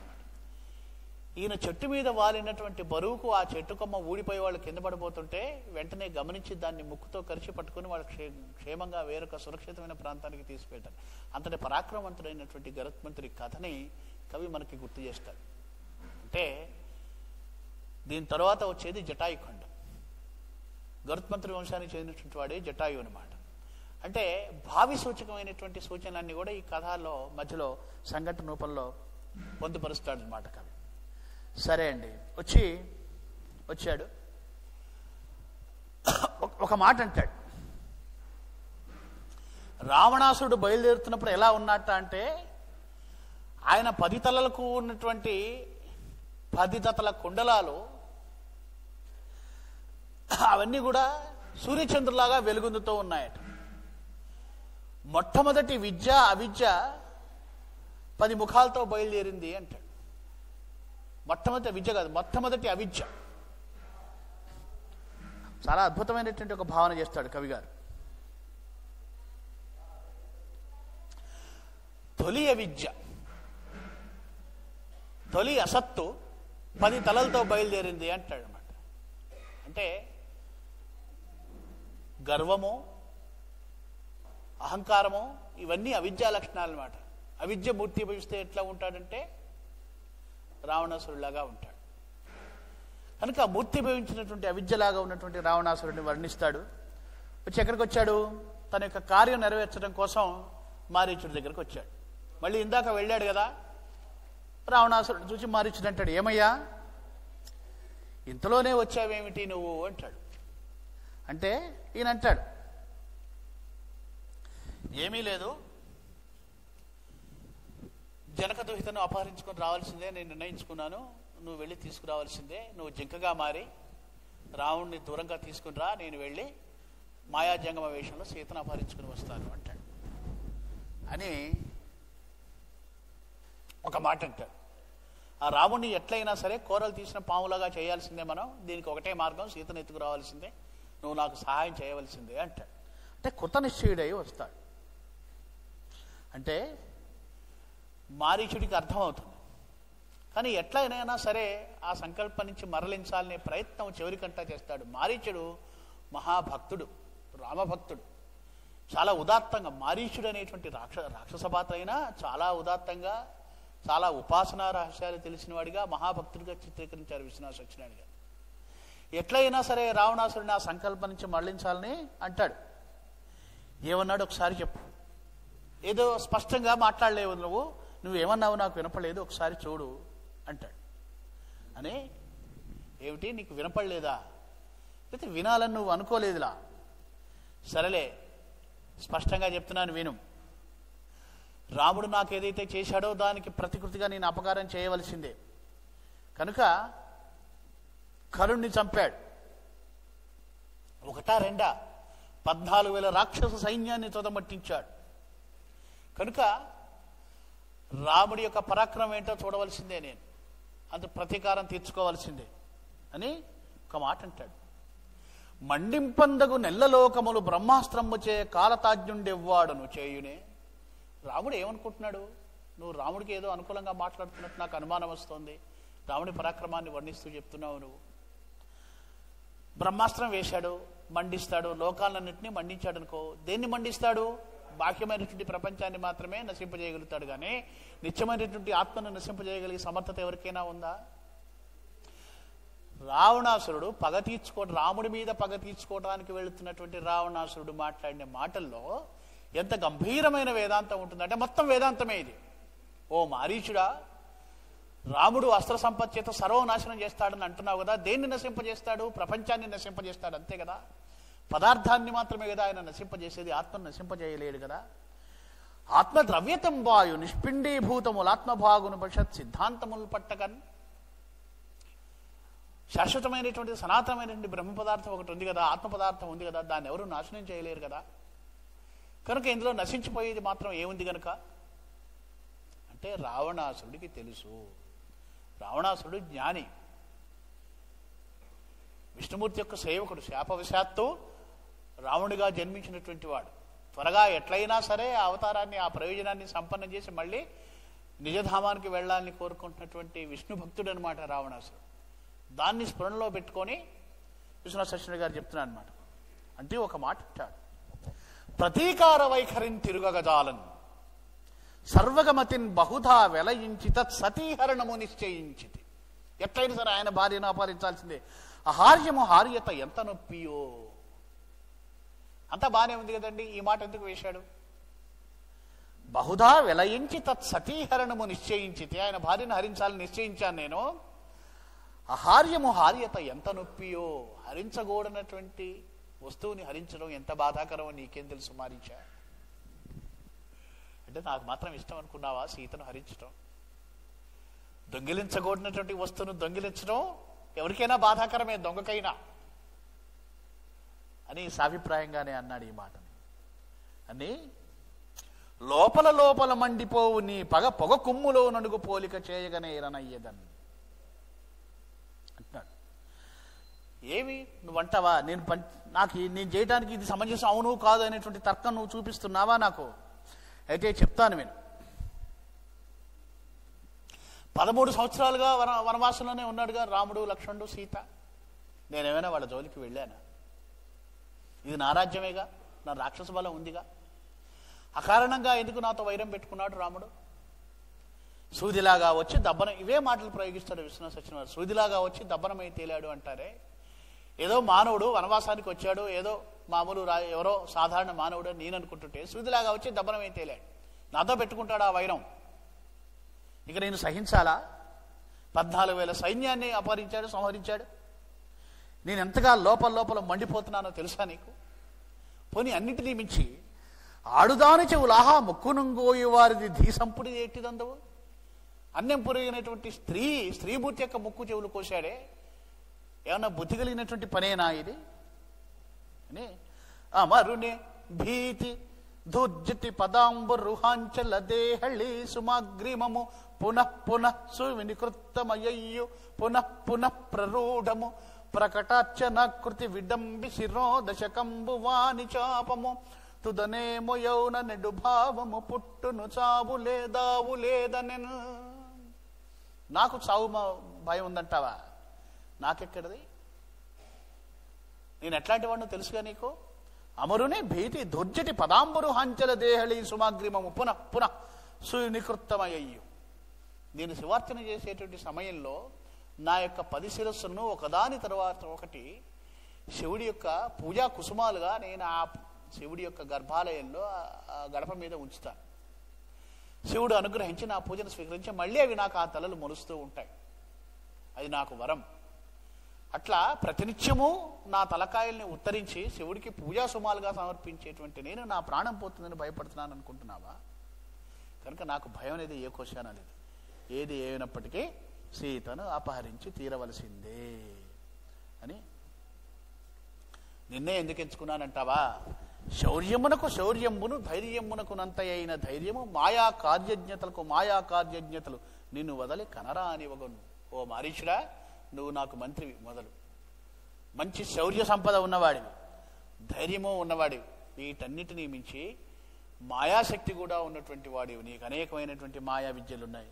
కాబట్టి నిన్ను వదిలిపోవు ఈ విద్యలని. కానీ ఎట్టి పరిస్థితులలో నీవు ఈ పని చేయవలసిందే అన్నాడు. అయితే నువ్వు ఒక మాట అడగవచ్చు, నేనే వెళ్ళి రాముడితో యుద్ధం చేయవచ్చు కదా అని అంటావేమో. కానీ నేను అలా చేస్తే ఏముంది? నేను సర్వం సహా చక్రవర్తిని. అతనికి సైన్యం లేదు, రాజ్యము లేదు. ఒక సాధారణ మానవుడితో నేను ఎట్లా ఎదురుదిరిగి పోరాడతాను? కనుక నేను ఒంటరిగా వెళ్ళి అతనితో ఎదురుబడి యుద్ధం చేయను. నా స్థాయికి తగిన వాడు కాదు రాముడు. కనుక ఈ పని నువ్వు చెయ్యి అని ఒక మాట అంటున్నాడు. నువ్వు వెళ్ళు, ఒక మంచి జింకగా మారు నువ్వు. నేను ఒకసారి ఎప్పుడో ఎవరో అనుకుంటుంటే విన్నాను, సీతకు జింకలంటే చాలా ఇష్టమంట కదా. ఒక అందమైన నీ యొక్క మాయా విద్యలన్నింటినీ ఉపయోగించి నువ్వు మంచి జింకగా మారు. మరి ఆ పంచవటి ఆశ్రమం దగ్గరికి వెళ్ళి అక్కడ నువ్వు సంచరిస్తూ ఉండు. సీతమ్మ నిన్ను చూసి తెమ్మంటుంది. రాముడు తన భార్య మాట కాదనలేక నీ వెంట వస్తాడు. ఇదే అదునుగా తీసుకుని రాముడిని దూరంగా తీసుకుని వెళ్ళు. నాకు ఈ మాత్రాన్ని ఉపకారం చేసి పెట్టి చాలు. ఇదే అదునుగా తీసుకుని నేను సీతను అపహరించుకొని వస్తాను. నినుగన్ని తెచ్చిపెట్టుమని నీరజలోచన కోరు. రాముడున్ తన ప్రియురాలి మాట జవదాటడు కార్మకముని వెంబడించను. వెనువెంటవచ్చు నను జన్ముడు కన్పడి కానిపింపవీవును అని దవ్వుగా నెడము పుట్టగా నాకును సీత దొంగిలన్. ఇంతే, నువ్వు చేయవలసింది ఇంతకంటే ఏమీ లేదు. ఈ మాట అనగానే అంటే ఎలా చేయాలో కూడా చెప్తున్నాడు రావణాసురుడు. వెంటనే ఒక్కసారి భయంతో వణికిపోయాడపట మారీచుడు. ఎందుకంటే వచ్చినవాడు రావణాసురుడు. తన ప్రభువు ఎన్ని మాటలు చెప్పినా వెనక్కి తిరిగి పోయేటట్లు లేడు. రాముడి పరాక్రమాన్ని వర్ణించి చెప్పాడు. అతన్ని జోలికి రాడు అన్నాడు. ఏదో సాధారణ మానవుళ్ళే వదిలివేయమన్నాడు. అయినా వినట్లేదు. ఎందుకు పగ తీర్చుకోవాలో చెప్తున్నాడు. ఇదేదో వీడు చాలా గట్టి పట్టుదలతోనే ఉన్నాడు అనుకున్నాడు. కంపితతనువు నేత్రగత బాష్పుండు మారీచుండు. వెంటనే ఒకసారి, ఎందుకంటే రాముడి చేతిలో 2 సార్లు దెబ్బతిన్నటువంటి అనుభవం మారీచుడికి ఉన్నది. రావణాసురుడికి తెలియదు రాముడి బాణపు దెబ్బ, ఇంకా మారీచుడికి తెలుసు. అందుకని ప్రభు నేను ఒక మాట చెప్తా, వింటావా? నేను ఈ మధ్య వీరశైవ మతం మానేశానయ్యా, మతం మారాను, వైష్ణవంలోకి వెళ్ళాను, నేను సాధువునయ్యాను. వీరశైవంలో అంటే కాస్త ఉగ్రత, క్రోధము, కాస్త వీర సంబంధమైన సాధన ఇవన్నీ ఉంటాయి, నాకు శక్తులు ఉంటాయి అనుకున్నావు. నేను ఆ మతం మారానయ్యా, కనుక నాకు ఇవన్నీ పడవు. ఏదో వైష్ణవ మతం స్వీకరించాను. ఎందుకంటావేమో, ఏదో 10 సార్లు నామం పలికినా కూడా అనుగ్రహించేటువంటి స్వామి విష్ణువు అని తెలిసి వైష్ణవాన్ని స్వీకరించాను నేను. అంటే పరోక్షంగా నేను రాముడి వాడినయ్యా, రాముడి దాసుడిని అని చెప్తున్నాడు మారీచు. కాబట్టి నీవు అనుకున్నట్టు ఈ ఉగ్రమైనటువంటి కార్యాలు ఏదో నేను దొంగతనం చేయటం, ఆమెను మోసం చేయటం, తీసుకురావడం, ఆమెను నువ్వు ఎత్తుకుపోవడం ఇవన్నీ నేను చేయలేదు. అంటే రావణాసుడు అంటున్నాడు, ఓరి మారీచా, వైష్ణవుడవు కావు పాషండుడవు కమ్ము, భక్తి మాత్రమేలా ఒట్టి నమ్మకమ్ము చాలు, మోక్షగామియున్ మతమును స్వీకరింపు మధ్య నాకు నేల. ఏం మాట్లాడుతున్నావు? నీకేమన్నా తలకాయ ఉందా, ఆలోచన ఉందా? నేనేం అడుగుతున్నా, నువ్వేం అడుగుతున్నావు? నువ్వు వైష్ణవుడివే, ఇంకొక మతం స్వీకరించావా? నేను అడగట్లేదుగా. నువ్వు ఏ మతం అన్నా స్వీకరించు, నాకెందుకు? కేవలం నామస్మరణ మాత్రం చేతన ముక్తినిచ్చే మతంలో చేరాని అంటున్నావు, వైష్ణవం కాదు, పాషాణ మతంగా నాకెందుకు? అసలు భక్తి కూడా అక్కర్లేదు, మమ్మల్ని నమ్ముకుంటే చాలు నేరుగా మోక్షం ఇచ్చేటువంటి మతం ఏదైనా ఉంటే అందులో కూడా చేరు. నేను వద్దన్నానా? నేను అంటే విశ్వనాథ్ సత్యనారాయణ గారి కాలం నాటికి విదేశీయ మతాలు భారతదేశంలోకి వచ్చాయి. మీరు దేవుళ్ళని అన్నింటినీ వదిలేసి మా దేవుడిని మీరు నమ్ముకోండి, నేరుగా మోక్షం ఇస్తామనేటువంటి విజాతీయ మతాలు భారతదేశంలో కాలు పెట్టినటువంటి సామాజిక పరిస్థితి తెలుసు విశ్వనాథ్ గారికి. అసలు భక్తి కూడా అక్కర్లేదు, చాలా తేలిగ్గా నమ్ముకుంటే చాలు మోక్షం ఇస్తేటువంటి మతాలు ఏవన్నీ ఉన్నాయి కదా, అవైనా తీసుకో, నాకెందుకు? నువ్వే గంగులో పోతే నాకెందుకు? నేనేం చెప్పాను నీకు, నువ్వేం మాట్లాడుతున్నావు? కనుక ఏది ఏమైనా సరే రాముడి భార్యని ఎత్తుకొని రావాల్సిందే. నీవు సీతదెత్తునే రాముగానన భూమి దవ్వు కొంచుబోదు. సీత నేను తీసుకొస్తాను, నువ్వు రాముడిని అడవిలోకి తీసుకొని పో దూరంగా. అంటే ఇంకో అంటున్నాడు, ఎందుకు చేస్తున్నా? నేను ఊరిక చేస్తున్నానా? రాముడు అజితేంద్రియుడు, జితేంద్రియత్వం లేనటువంటి వాడు, క్రూరుడు, అధర్మాత్ముడు, పితృపరిత్యక్తుడు. రాముడి కోసం నువ్వు పాకులాడతావేంటి? ఇవన్నీ రామ నింద చేస్తున్నాడు అనమాట. ఏవేవైతే రావణుడు నిందావాక్యాలు రాముడి గురించి పలికాడో వాటన్నిటికీ మారీచుడు సమాధానం ఇస్తాడు. అసమర్థత్వము చేత చేసిన పరిత్యాగంబు త్యాగంబుగాదు, సమర్థుండగు రామచంద్రుడు ధనుర్దుర్వార బాహా జగద్గ్రసనాభీల పరాక్రమ ప్రళయవారాసి ప్రధామూర్తి రాజ్య సమాసన్న నిరంత భోగము త్యజింపంజాలె ఘాసంబుగా. ఓ రావణ, లోకంలో త్యాగం అంటే చేతగానితనం వల్ల త్యాగం చేయడం త్యాగం కాదు. సమర్థుడైనటువంటి రామచంద్ర ప్రభువు అపారమైనటువంటి దొర్దండ బలసంపన్నుడై ఉండి ధనుర్దుర్వార బాహా జగద్గ్రసనాభీల పరాక్రమ ప్రళయవారాసి ప్రధామూర్తి, అంతటి పరాక్రమ వారసి అయ్యుండి కూడా తండ్రి మాట మీద రాజ్యాన్ని, సుభిక్షమైనటువంటి విస్తారమైనటువంటి రాజ్యాన్ని గడ్డిపోచతో సమానంగా వదిలివేశాడు. అది నిజమైనటువంటి త్యాగం. పితృపరిత్యక్తుడు అంటావేంటి? తండ్రి వెళ్ళగొడితే వచ్చినటువంటి వాడు కాదు అంటున్నాడు. కనుక ఆయనే రాజ్యాన్ని త్యజించి వచ్చినటువంటి వాడు, త్యాగమూర్తి ఆయన. పురుషుని యందు స్త్రీలు తమి పొందగనెన్ని గుణంబులొప్పునో, సరసిజ పత్రలోచనుడు శ్రావణ మేఘ శరీరుడుగ్రదొప్పరిగుడు, శైలవక్షుడనుభావ వలగ్నుడు శూరుడన్నియున్ వరలును రామునల్దు, కులభామిని దప్పి చరింపడింతయున్. ఎట్టి పరిస్థితిలో కూడా కుల స్త్రీని అతిక్రమించి చరించడయ్యా రాముడు. లోకంలో ప్రతి స్త్రీ తన భర్తలో ఎన్ని సుగుణాలు ఉండాలని కోరుకుంటుందో ప్రతి స్త్రీ కోరుకునేటువంటి సుగుణాలన్నీ నిండారుగా ఉన్నటువంటి వాడు రామచంద్రమూర్తి. కనుక ఆయన్ని పట్టుకొని నువ్వు క్రూరుడు అంటావేమి? ఆయన ఎందుకు క్రూరుడు కాడో కూడా నేను చెప్తాను వీడు. అయినా నీకు అసలు ఏమన్నా కాస్త ఆలోచన ఉందా? ప్రభువు కదా, తెలియని వాడి గురించి ఏమీ తెలియని వాడు తెలిసి తెలియకుండా ఏదో చెప్తే వాడు చెప్పిన మాట నిజమని పట్టుకొని నమ్మి నువ్వు పగ పెంచుకుంటావా? ఇది నీకేమైనా సమంజసంగా ఉందా? రఘురాముడు ఇంద్రియ సమాజము తీసిన త్రోవబోడు, దగ్గరిన సుఖం అధర్మపద కచ్చరమైనను కాలద్రోసడను. అధర్మంగా వచ్చేటువంటి సుఖంని కాలితో త్రోసివేస్తాడు కదా రామచంద్రుడు. ఇంద్రియలోలుడు కాదే, అట్లాంటి వాడిని అజితేంద్రియుడు నువ్వు ఎట్లా అంటున్నావు? ఒకడే కార్యము సేయు దివ్యమతి, ఏదో మాట వక్ృత్సుతానొకడా చేసిన చెప్పినట్టి జనుడే యూహం ప్రవర్తిల్లే, దానికి నికృష్టముగాగ చూడవలెగాని నీ యథేచ్ఛానువాందక సిద్ధాంతములందు జల్పిన యార్థం బల్దు కనిపించునే.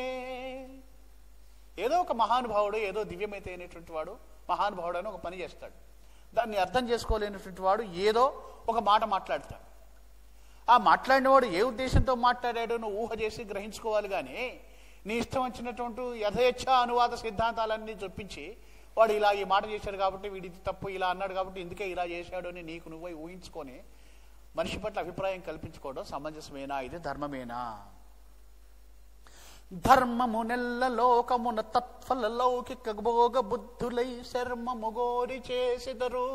ప్రభు, ఓ దశకంఠ, లోకంలో ఎవరైనా ధర్మాచరణ చేసేవాళ్ళు ఎందుకు చేస్తారు? చాలామంది ఫలాన్ని ఆశించి చేస్తారు. లౌకిక భోగ బుద్ధులై శర్మం కోరి చేసిదరు. సజ్జన మస్తక రత్నమైన నీతోర్మి చెయ్యుండు సాధువు రఘుద్వహుడూర్జిత శాంత చిత్తుడై ధర్మము చేతలోన సముదార సుఖంబునకై పునర్చెడు. రాముడు శాంతమూర్తి, శాంత చిత్తుడై ధర్మం కోసం ధర్మాన్ని ఆచరిస్తాడు. నిత్యము సదా ధర్మాచరణ చేస్తాడు. కానీ ఆ ఫలాన్ని ఆశించేటువంటి వాడు కాదు రాముడు. ఒక సత్కార్యం చేయడంలో కూడా మనం గమనించవలసింది ఏంటంటే, ఒక కార్యాన్ని ఆచరించినప్పుడు శుభాశుభమైనటువంటి కర్మలు వస్తాయి మనకి. కర్మలైంది ఏ విధమైనటువంటి ఆపేక్ష లేకుండా కేవలము కర్మ కోసము కర్మ చేయడం, ఇది అవతార పురుషుల యొక్క లక్షణం కదా. ప్రేమ కోసం జీవులను ప్రేమించటం, ధర్మం కోసం ధర్మాన్ని ఆచరించటం, కర్మ ఆచరించాలి కాబట్టి కర్మాచరణ చేయడము, తద్భిన్నమైనటువంటి తత్ఫలముల యందు ఏమాత్రము ఆసక్తి లేకపోవడం, ఇది అవతార పురుషుల యొక్క ప్రయోజనాలండి. స్థితప్రజ్ఞుడైనటువంటి రాముడి లక్షణాన్ని చెప్తున్నాడు మారీచుడు. ఎంత ఉదాత్తంగా రాముడి యొక్క వ్యక్తిత్వాన్ని, శీలాన్ని, అవతార పురుషుల లక్షణాన్ని వాళ్ళు చాలా అద్భుతంగా వర్ణించారు. అవును, తాటకని రాక్షసుని చంపాడంటావా? చెప్తా విను. 12 ఏళ్ల వయసులో గురువు అయినటువంటి విశ్వామిత్రుడు వారు ఎగదోస్తే ఆయన సంహరించమంటే స్వతంత్ర బుద్ధి లేనివాడు కాబట్టి గురువాజ్ఞ కోసం తాటకను సంహరించాడు. ఆయనదేం తప్పుంది చెప్పు? లేదు కదా. అయినా బ్రాహ్మణ శ్రీకృతులు చేస్తూ ఉండగా బ్రాహ్మణ కృతి లేరులై పారగన్ వాళ్ళకి యజ్ఞయాగాదులన్నీ ధ్వంసం చేసి భంగపరిస్తే యజ్ఞయాగాదులను రక్షించడం కోసం చేశాడు. కానీ వైరబుద్ధి ఎక్కడుంది రాముడికి? రాక్షసుల పట్ల లేదు కదా. మునుల్ని సంరక్షించడం కోసం చేశాడు కదా. ఈ మాత్రం తెలియదా అని అంటున్నాడు. అట్లాగే అబ్బో నా ఎప్పటి ఇబ్బున సీ పోరగాడు అనిపించన్ గబ్బైన ఎరచ శిలవడ ద్రొబ్బిటి హుతబిక్ చికాకతుక్ష్మావీతికిన్. ఓ రావణాసుర, నువ్వు అనుకున్నట్టే నేను అనుకున్నప్పుడు 12 ఏళ్ల పిల్లవాడు ఇతను నన్ను ఏం చేస్తాడులే అనుకున్నాను. ఏది ఆ విశ్వామిత్రుడి యాగాన్ని భంగం చేసేటువంటి సమయంలో. కానీ ఒక బాణం చేత నన్ను 3 చెరువుల నీళ్లు దాగించి నన్ను సముద్రంలో పడేటట్టు కొట్టాడు. నేను మర్చిపోలేను కదా. అచ్చటికి 100 యోజనములు అంబుది రాముడు అంపగాలి తూలిపడ్డాను. ఇప్పటికి స్మృతి వచ్చింది కనుక ఇంకొక మాట చెప్తాను విను. రాముడు క్రూరుడు అన్నావు కదా, ఎట్లా క్రూరుడయ్యాడు? నేనే ఉదాహరణ. బుద్ధిగా ఉండాలి కదా. ఒకసారి దెబ్బతిన్నాను కదా, బుద్ధి తెచ్చుకొని కుదురుగా ఉండాలి కదా. నేను రాముడిని పొడుద్దామని సంహరిద్దామని ఒకసారి జింక రూపం దాల్చి రాముడి ఆశ్రమ ప్రాంతంలో జింకల మందలోకి వెళ్ళి చేరాను నేను. కానీ నేను చేసిన పొరపాటు ఏంటంటే, నా యొక్క కోరలు కనిపిస్తూనే ఉన్నాయి, కోరల్ని దాచుకోలేకపోయినాను, మృగాగోళ్ళుగా వెన్నున్నాను. మునులు ఎంత మంచి వాళ్ళు అనుకున్నావు? వాళ్ళకంతా తెలిసిపోయింది. నన్ను చూశారు, నేను జింకను కాదని వాళ్ళు గుర్తుపట్టారు. కానీ వాళ్ళు నా తోలికి రాలేదు, నన్ను ఏం చేయలేదు. వాళ్ళు నన్ను ఎరుంగనట్లుగా చరింతురు బ్రాహ్మణ్ చనెదరు ఆశ్రమాంతరమున జంటలు వీడరు తత్స్వభావమే కనుకొని చిత్రమైనది కనపడు బ్రాహ్మణ జాతి అక్కట. బ్రాహ్మణ జాతి ఒకళ్ళకి అపకారం చేసేవాళ్ళ వాళ్ళు. ఎంత స్వాదు స్వభావులు, ఎంత సత్వగుణ సంపన్నులు వాళ్ళు. చెప్తా విను, నువ్వు కూడా బ్రాహ్మడువేగా. తనకంటే నితరమైనను మనకెందుకులేయటంచు మానుట ఒకటిన్ ధనదాక వచ్చినప్పుడు మన కర్మములేయటంచు మానుట ఒకటిన్. ఇవి రెండు బ్రాహ్మణ జాతి యొక్క లక్షణాలయ్యా రావణ. వాళ్ళ స్వభావం అది. నేను దగ్గర నుండి చూశాను కదా. నన్ను గుర్తించారు వాళ్ళు. నేను జింకను కాదని తెలిసిపోయింది, కానీ వాళ్ళు నన్ను ఏమీ చేయలే. ఎందుకని? మనకెందుకు లేని వదిలేశారు వాళ్ళు. వాళ్ళ ప్రవృత్తి అట్లాంటిది. అట్లాగే వాళ్ళకి ఎవరన్నా అపకారం చేసినా ఇది మన కర్మలే, మనం అనుభవించాల్సి వచ్చింది అని అనుకుంటారు. అది వాళ్ళ లక్షణం. కనుక వాళ్ళ జోలికి మనకెందుకు? ఇంకొక మాట తెలుసా? లక్ష్మణుడు రాముడితో అన్నాడు, ఏమని? అన్నా, ఆ నడక చూశావా? అది లేడీలాగా కనిపించట్లేదు, అది జింక ముట్టిలాగా లేదు, బెదురు కన్నులాగా లేవు, దానికి ఉన్నటువంటి పెద్ద కోరం మాటికి కనిపిస్తూ ఉంది అని అన్నాడు ఆ లక్ష్మణుడు నా ముందే. నేను ఈ మాటలు వింటుండగానే అన్నాడు, నేను అక్కడ తిరుగుతుంటే. అమ్మో గుండియ నిలిచిన నాకు నీవెంత వేషం మార్చిన పట్టి ఇచ్చునొక చెంచల్ లక్షణం బాతడా తమ్ముండుండగ రాము నోర్వనగునే తానయ్య సాధ్యమ్ముంజేసెడు వాడు చూచెదవుగా తద్వైర యత్రాస్థితి. ఆవలించకుండా పేగులు లెక్క పెట్టేటువంటి ఉద్దండ పిండం అయ్యా లక్ష్మణుడు. మామూలు వాడా? ఎప్పుడైతే అన్నా ఈ జింకలాగా లేదు, దాని కూర కనిపిస్తుంది అన్నాడో నా పై ప్రాణాలు పైనే పోయినాయి. తలుచుకుంటే అప్పుడే నన్ను పట్టుకొని బాణం వేసి చంపి ఉండవచ్చు రాముడు. కానీ దయాంతరంగుడైన స్వామి రాముడు ఏమన్నాడు తెలుసా నీకు? పోనీలేరా లక్ష్మణ, తల్లిని చంపాము, సోదరుడిని చంపాము, బ్రతకని వాణ్ణి అన్నాడు. దయాంభోరాశి అయినటువంటి రాముడి శీలం అది కదా, నాకు తెలుసు. కనుక అన్నా ఒక మాట విను, నువ్వు అనవసరంగా వైరం పూర్తున్నావు. మన బంగారం మంచిదేనే కంసాల్ని అంటావు ఎందుకు? తెలుగునాట సామెత ఇది. శూర్పణకు పోయి రెచ్చగొట్టబట్టే కదా భార్యను చంపుతుంటే ఎవడైనా ఊరుకుంటాడా మనిషి అయినవాడు? అయినా ఆమె వయసు ఏమిటి, ఆ రామచంద్రుడి వయసు ఏమిటి? అయినను తన ఏమిటి వలపు సంధ్యాదేవతలు నవ్వగను. లోకంలో దేనికైనా ఒక పద్ధతి ఉంది, ఒక ధర్మం ఉంది, ఒక ప్రాకృతమైనటువంటి నియమం ఉంది. దాన్ని తప్పి చరించడం ఏమిటి? సంధ్యాదేవతలు నవ్వరా? మనం ఒక్కడమే ఉన్నామా ఈ సృష్టిలో? కనుక ఇవన్నీ ఆలోచించు. తానుగన ఆకృతింగనిన ధర్మము రాఘవుడల్లచో నభూతో నభవిష్యతి దృశుడుతో కొన్ని ధర్మ పదంబు తప్పడెంతైనను లోకమందితరులైనను తప్పిన నోర్వబోడు శిక్షా నిరతుండు వాని దశగల్గద ధర్మియటల్ల మాటయును. రామో విగ్రహవాన్ ధర్మ, ఆకృతిగా ఉన్నటువంటి ధర్మం కదా. రాముడు అంటే నభూతో న భవిష్యతి. ఇప్పటి వరకు రాముడి వంటి మనుజుడు, మహానుభావుడు, అవతార పురుషుడు, నాయకుడు, ఆదర్శమూర్తి ఇప్పటి వరకు పుట్టలేదు, ఇక ముందు పుట్టబోడు. ఎప్పుడు ధర్మం తప్పడు. లోకమంది ఇతరులైన తప్పిన నోర్వబోడు. ఇతరులు ధర్మం తప్పినా సహించడు, గుర్తుపెట్టుకో. శిక్షానిరతుండు వాని దశ గల్గద ధర్మీయటన్న మాట. రాముని విషయంలో ఎప్పుడు కూడా అధర్మం అనేది ఎంత మాత్రమో ఉండదు అన్నాడు. అని ఇంకొక మాట చెప్తున్నాడు. ఇందాక అన్నావే నోరుంది కదా అని మాటలు అన్నావు, జాగ్రత్త గుర్తుపెట్టుకో. అజితేంద్రియుడు అన్నావు, క్రూరుడు అన్నావు. ఆయన స్వభావం ఏంటో నేను చెప్తా విన్ను. అతడా జన్మగుణ ఆధ్యాత్మిక ప్రవృత్తిని బొందడే నివధించు అతడు కాలాంతరమ్మున గడగి సన్మార్గగామి యగునే నియం క్షమించుచుండు సరగనాతనికి పశ్చాత్తప్తి బొందువానికి ని ప్రాణాల మీదికి నిదచ్చు. రాముడు ఒక ప్రయోజనం ప్రకారం, ఒక పథకం ప్రకారం వ్యక్తులతో సంబంధాలను నిలుపుతాడయ్యా. ఎవరిని ఎప్పుడు క్షమించాలో, ఎవరిని శిక్షించాలో, ఎవరిని వదిలివేయాలో తెలిసినవాడు. ఏం చేస్తాడో తెలుసా? వీడికి ఈ జన్మలో ఇంకా ఆధ్యాత్మిక ప్రవృత్తి రాదు అని ఆయన నిర్ణయించుకుంటే వాడిని వధిస్తాడు. ఎందుకని? వాడిని ఈ జన్మ వాడి త్వరగా అంతమైతే వాడికి మరొక జన్మ వస్తుంది. వాడి జన్మాంతర ప్రయాణం వేగంగా సాగి వాడు ఒకప్పటికైనా పరమగమ్యాన్ని పొందే అవకాశం ఉంటుంది. కనుక ముందు వాడిని ఈ ప్రయాణం కడతీర్చాలి. వాడిని వధిస్తాడు, వాడి మేలు కోరే. అలా కాకుండా కాలాంతరమ్మున గడిగి సన్మార్గగామయగు నేను క్షమించుచుండు. ఇందాక మొదట చెప్పిన దానికి ఉదాహరణ ఆధ్యాత్మిక ప్రవృత్తిని పొందడు కాబట్టి వీడిని చంపేద్దాం అనడానికి ఉదాహరణ సుబాహుడు. అందుకని వాడిని చంపాడు సుబాహుడు. ఎందుకంటే వాడు త్వరగా చనిపోవాలి, ఈ శరీరం వదిలివేయాలి, మరొక శరీరం స్వీకరించాలి, మళ్ళీ మరొక జన్మ రావాలి, త్వరగా వాడు ముక్తి మార్గానికి వెళ్ళాలి. వాడికి ఆలస్యం చేయకూడదు, ఇంకా ఇక్కడ ఉంచకూడదు. అందుకని చంపేశాడు. రెండవ మాట ఉంది, అతడు కాలాంతరమ్మున గడిగి సన్మార్గగామి యగునేని క్షమించుచుండు. సన్మార్గగామి అయితే క్షమిస్తూ ఉంటాడు. దానికి నేను ఉదాహరణ. 2 సార్లు చంపే అవకాశం వచ్చినా నన్ను చంపలేదు. ఎందుకని? చిరకాలం నేను మునుల ఆశ్రమాల్లో ఉండి చాలా కాలం ఆ మునులందరినీ తిని మునుల్ని ఆహారంగా భక్షించి నాకు సాధు ప్రవృత్తి వచ్చింది. ఇంతకాలానికి నేను మారాను. బహుశా ఈ సంగతి తెలిసిన వాడు కనుకనేమో రాముడు నన్ను సంహరించలేదు, నన్ను క్షమించి వదిలివేశాడు.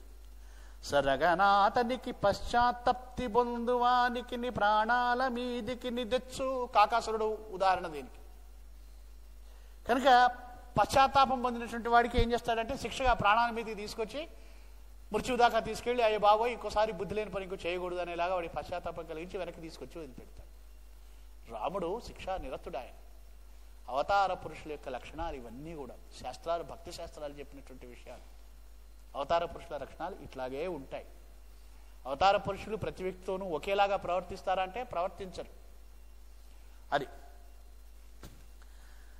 రాఘవుని పేరివగు నక్షరముల రెంటి సవ్వడయు వాయువీధుల సంచరించు మేర తీవ్ర ధర్మాభిరక్షారచనము తగనతని తోడ మనకేల దానవులకు.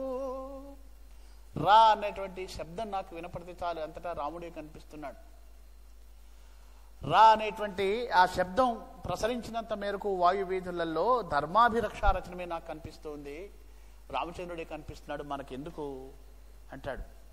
అంటే రావణాసురుడు అన్నాడు దెప్పి పొడుస్తూ, అబ్బో నీకతని గురించి చాలా తెలియని, ఓరి ఎన్ని విషయాలు చెప్పావురా నాకు, అబ్బో చెప్పొచ్చావులే అంటే దెప్పి పొడుగు అన్నాడు.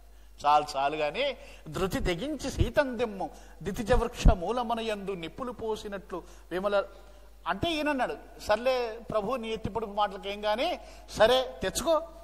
ధృతి తెగించి సీతందెమ్ము దితిజ వృక్ష మూలమనయందు నిప్పులు పోసినట్లు, ఇగో నీ ఇంట్లో నువ్వు నిప్పులు పోసుకుంటా అంటున్నావు. దితిజ వృక్ష మూలను నిప్పులు పోసుకున్నావు, తెచ్చుకో, నాదేం పోయింది, నేను చెప్పవలసింది చెప్పా. నీకు మంత్రిని కాబట్టి మంచి చెప్పాల్సిన బాధ్యత కాబట్టి నేను నీకు మంచిని చెప్పాను. నీ సేవకుడిని కాబట్టి నువ్వు చెప్పింది నేను చేస్తా, చివరికి చేయవలసింది అదే. అది నాకు ఎట్లాగూ తప్పదు. ఎందుకంటే నీ మాట వినకపోతే నువ్వు నన్ను చంపుతావు. నీ మాట విని రాముడి దగ్గరికి వెళ్తే రాముడి చేతిలో చనిపోవాల్సి వస్తుంది. కాబట్టి నాకు అదే సుఖం. కానీ ఎట్లాగో నువ్వు చెప్పిన పని నేను చేస్తా. దితిజ వృక్ష మూలమునయందు నిప్పులు పోసినట్లు విమల లంకాపురి రాజ్య విజయరమకు తెచ్చుకో నెత్తికి ముసుంగు వచ్చినట్టు. నెత్తికి తెచ్చుకుంటున్నావు నువ్వు ఈ ఉపద్రవాన్ని, సీత నెత్తి ఎత్తుకురావటం ఉపద్రవాన్ని, కానీ తెచ్చుకో, నీ ఇష్టం అని నువ్వు అనుకుంటున్నావేమో. సీతను ఎత్తుకొస్తే విరహాగ్నిలో కాలి మాడి మెసైన రాముడు నశిస్తాడు అనుకుంటున్నావేమో. అల్పుడైన వాని కాపత్తి గలిగిన గుండె నీరసించి కూలిపోవు. అది అల్పుడైన వాడికి జరుగుతుంది. ఆపద వస్తే నీరసించిపోతాడు. అధికుడైన వాని కాపత్తి కలిగిన తొక త్రొక్కు తాచు వీకగాంచు అన్నాడు. ఏదేమైనా ప్రభు నీ ఆలోచన నాకు సరైనదిగా నాకు కనపట్లేదు, నీవన్నది ఆలోచన మాటగా లేదు, సరైన ఆలోచనతో చేసిన నిర్ణయం కాదు అంటే, సర్లేవా నా ఆలోచన నీ ఆలోచన ఒకటి కావాలి. రావణాసురుడు కూడా అంటాడు ఎంత హేతుగా, నా ఆలోచన నీ ఆలోచన కావాలని ఎక్కడున్నది, నా ఆలోచన నాకు సమంజసము కనుక నీ ఆలోచన నీకు సమంజసం అని. సరే, అయినా నువ్వు ఇంతకు ముందు వచ్చినప్పుడు నేను వద్దని చెప్తే మామూలుగానే వెళ్ళావు కదా, ఏమైంది మళ్ళీ నీకు? మళ్ళీ ఇప్పుడు ఎవరు నీ బుద్ధిని మార్చారు? అసలు ఇదే లోకంలో వచ్చిన ఇబ్బంది అంతా. నువ్వు మంచివాడివే సహజంగానే, నీ యొక్క పరివార జనులు వాళ్ళు వీళ్ళు ఉన్నారే, ఏదో చెప్పి మళ్ళీ నీ బుద్ధిని మరుస్తారు. ఇదే వచ్చింది. నాకు ఆశ్చర్యంబు సృష్టిలోనిది దురంతంబవు రహస్యంబ అస్తోకంబై ఒక జాతి ఒకప్పుడు చందున్ దీపితౌన్నత్యంబు. ఒక్కొక్కసారి ఎంత గొప్పగా చెప్తాడంటే వివేకానందుడు చెప్పినటువంటి మాట అండి. మరి ఆ మహానుభావుడి ఒకే రకంగా ఆలోచించారా తెలియదు. ఒక్కొక్కసారి ఒక కాలఘట్టంలో ఒక జాతి చాలా ఉన్నతమైనటువంటి స్థితిలో ఉంటుంది, మరొకసారి మళ్ళీ కిందికి దిగిపోతుంది, మరొకసారి మరొక జాతి ఉన్నతమైన స్థితికి వస్తుంది. కనుక ఏదైనప్పటికీ ఎవ్వాడ ఎర్రాకన్ మొగ్గక యుండు పట్టుకొనునవురా, పైకి వచ్చినా కిందికి పోయినా కుంగిపోకుండా ఒకే రకంగా ధర్మాన్ని పట్టుకుని ఉండేటువంటి వాడు, తులాదండాన్ని పట్టుకుని ఉండేటువంటి వాడు చాలా అరుదుగా ఉంటాడు.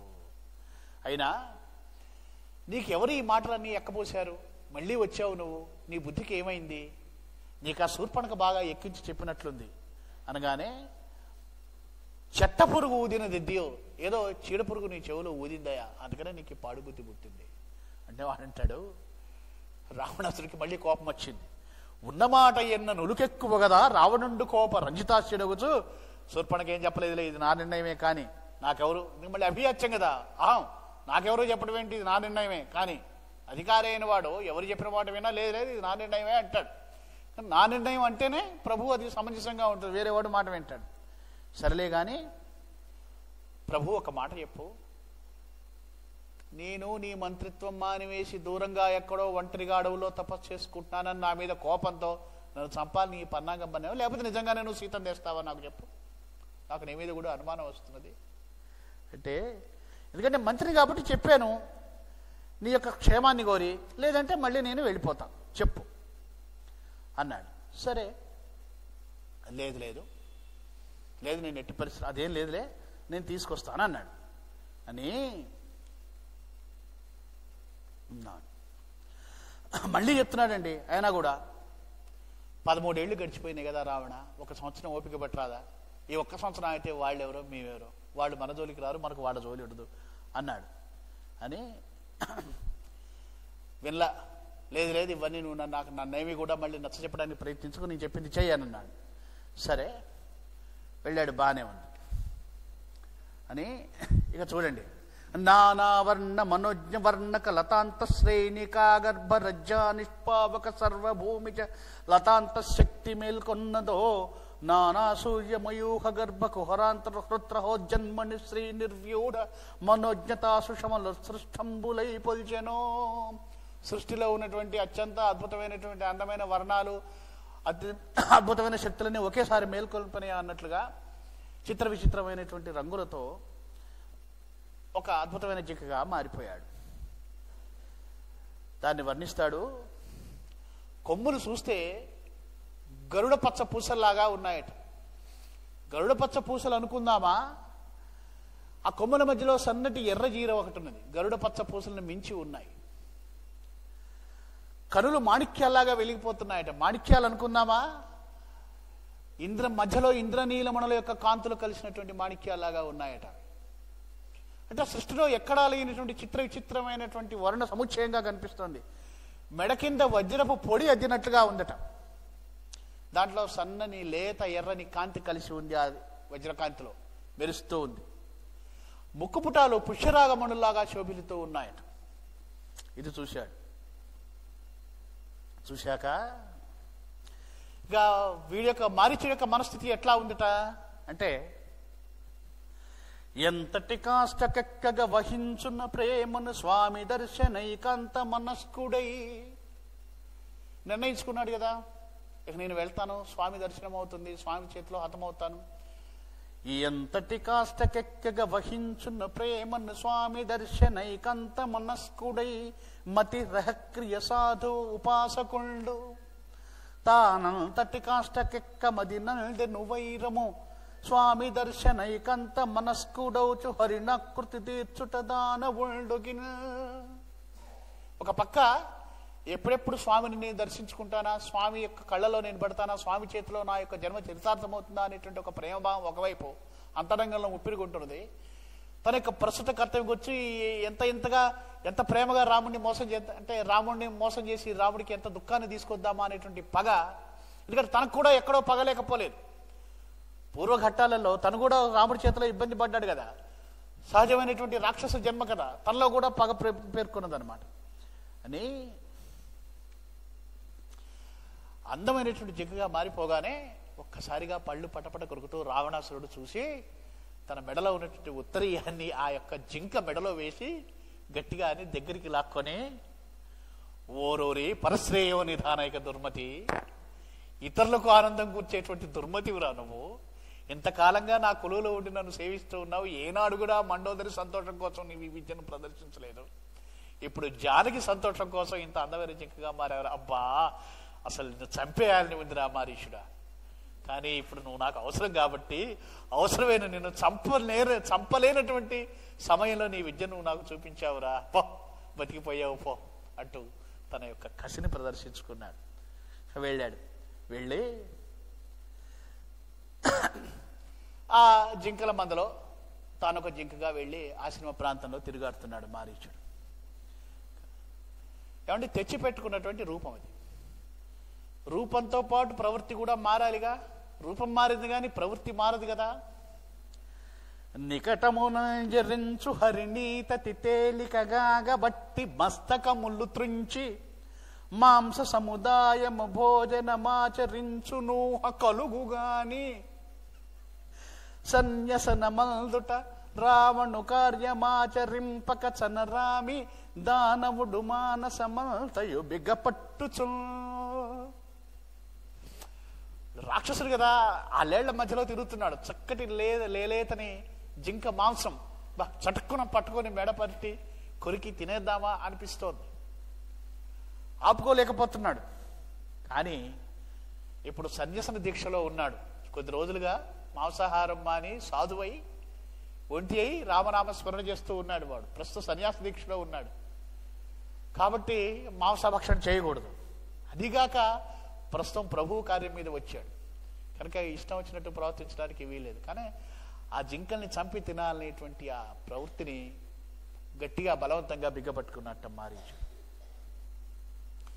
ఒక క్షణం పాటు ఆ జింకను చూడగానే రామచంద్రుడికి కూడా ఒక భయం లాంటిది కలిగింది. అంటే ఒక స్ఫురణ కలిగింది. భయము అంటే జరగబోయేటువంటి సీతావియోగ స్ఫురణ స్వామికి కలిగిందేమో అన్న సూచన చేస్తాడు కవి.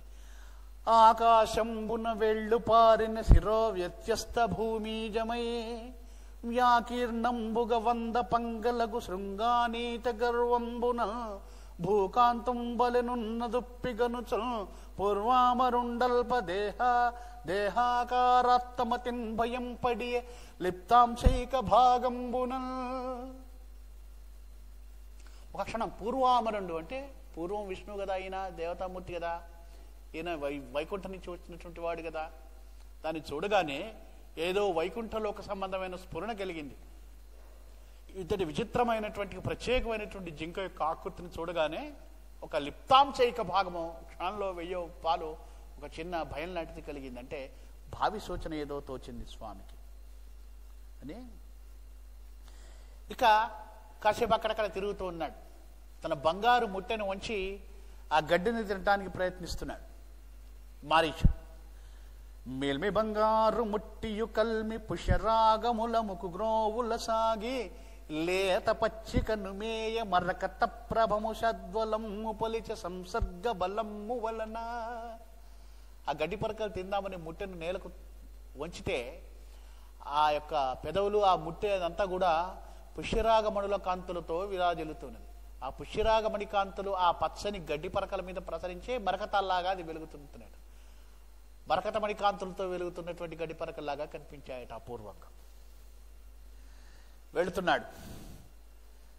ఏం చేస్తున్నాడు? పోతే ఆ జింకలు ఏం చేస్తున్నాయి చూసి కొంచెం ఏదో భీతి పడ్డాయట. ఇదేదో కొత్త జంతువు వచ్చినట్టుగా ఉందనుకున్నాయి. వాటికేమీ అర్థం కాలేదు. రూపం చూస్తే జింకలాగానే ఉంది, రంగు చూస్తే విచిత్రంగా ఉంది. కొంచెం దూరంగా పోయాయట. ఈ మారీచుడు ఏం చేశాడు? జింకలాగానే అటు ఇటు గెంతుతున్నాడు. ఇవి మనలాగానే గెంతుతున్నాయి కదా, పోనీలే ఇది మన జింకే అనుకున్నాయి. కాసేపు అనుకుని దగ్గరకు వచ్చి మూ చూశాయట.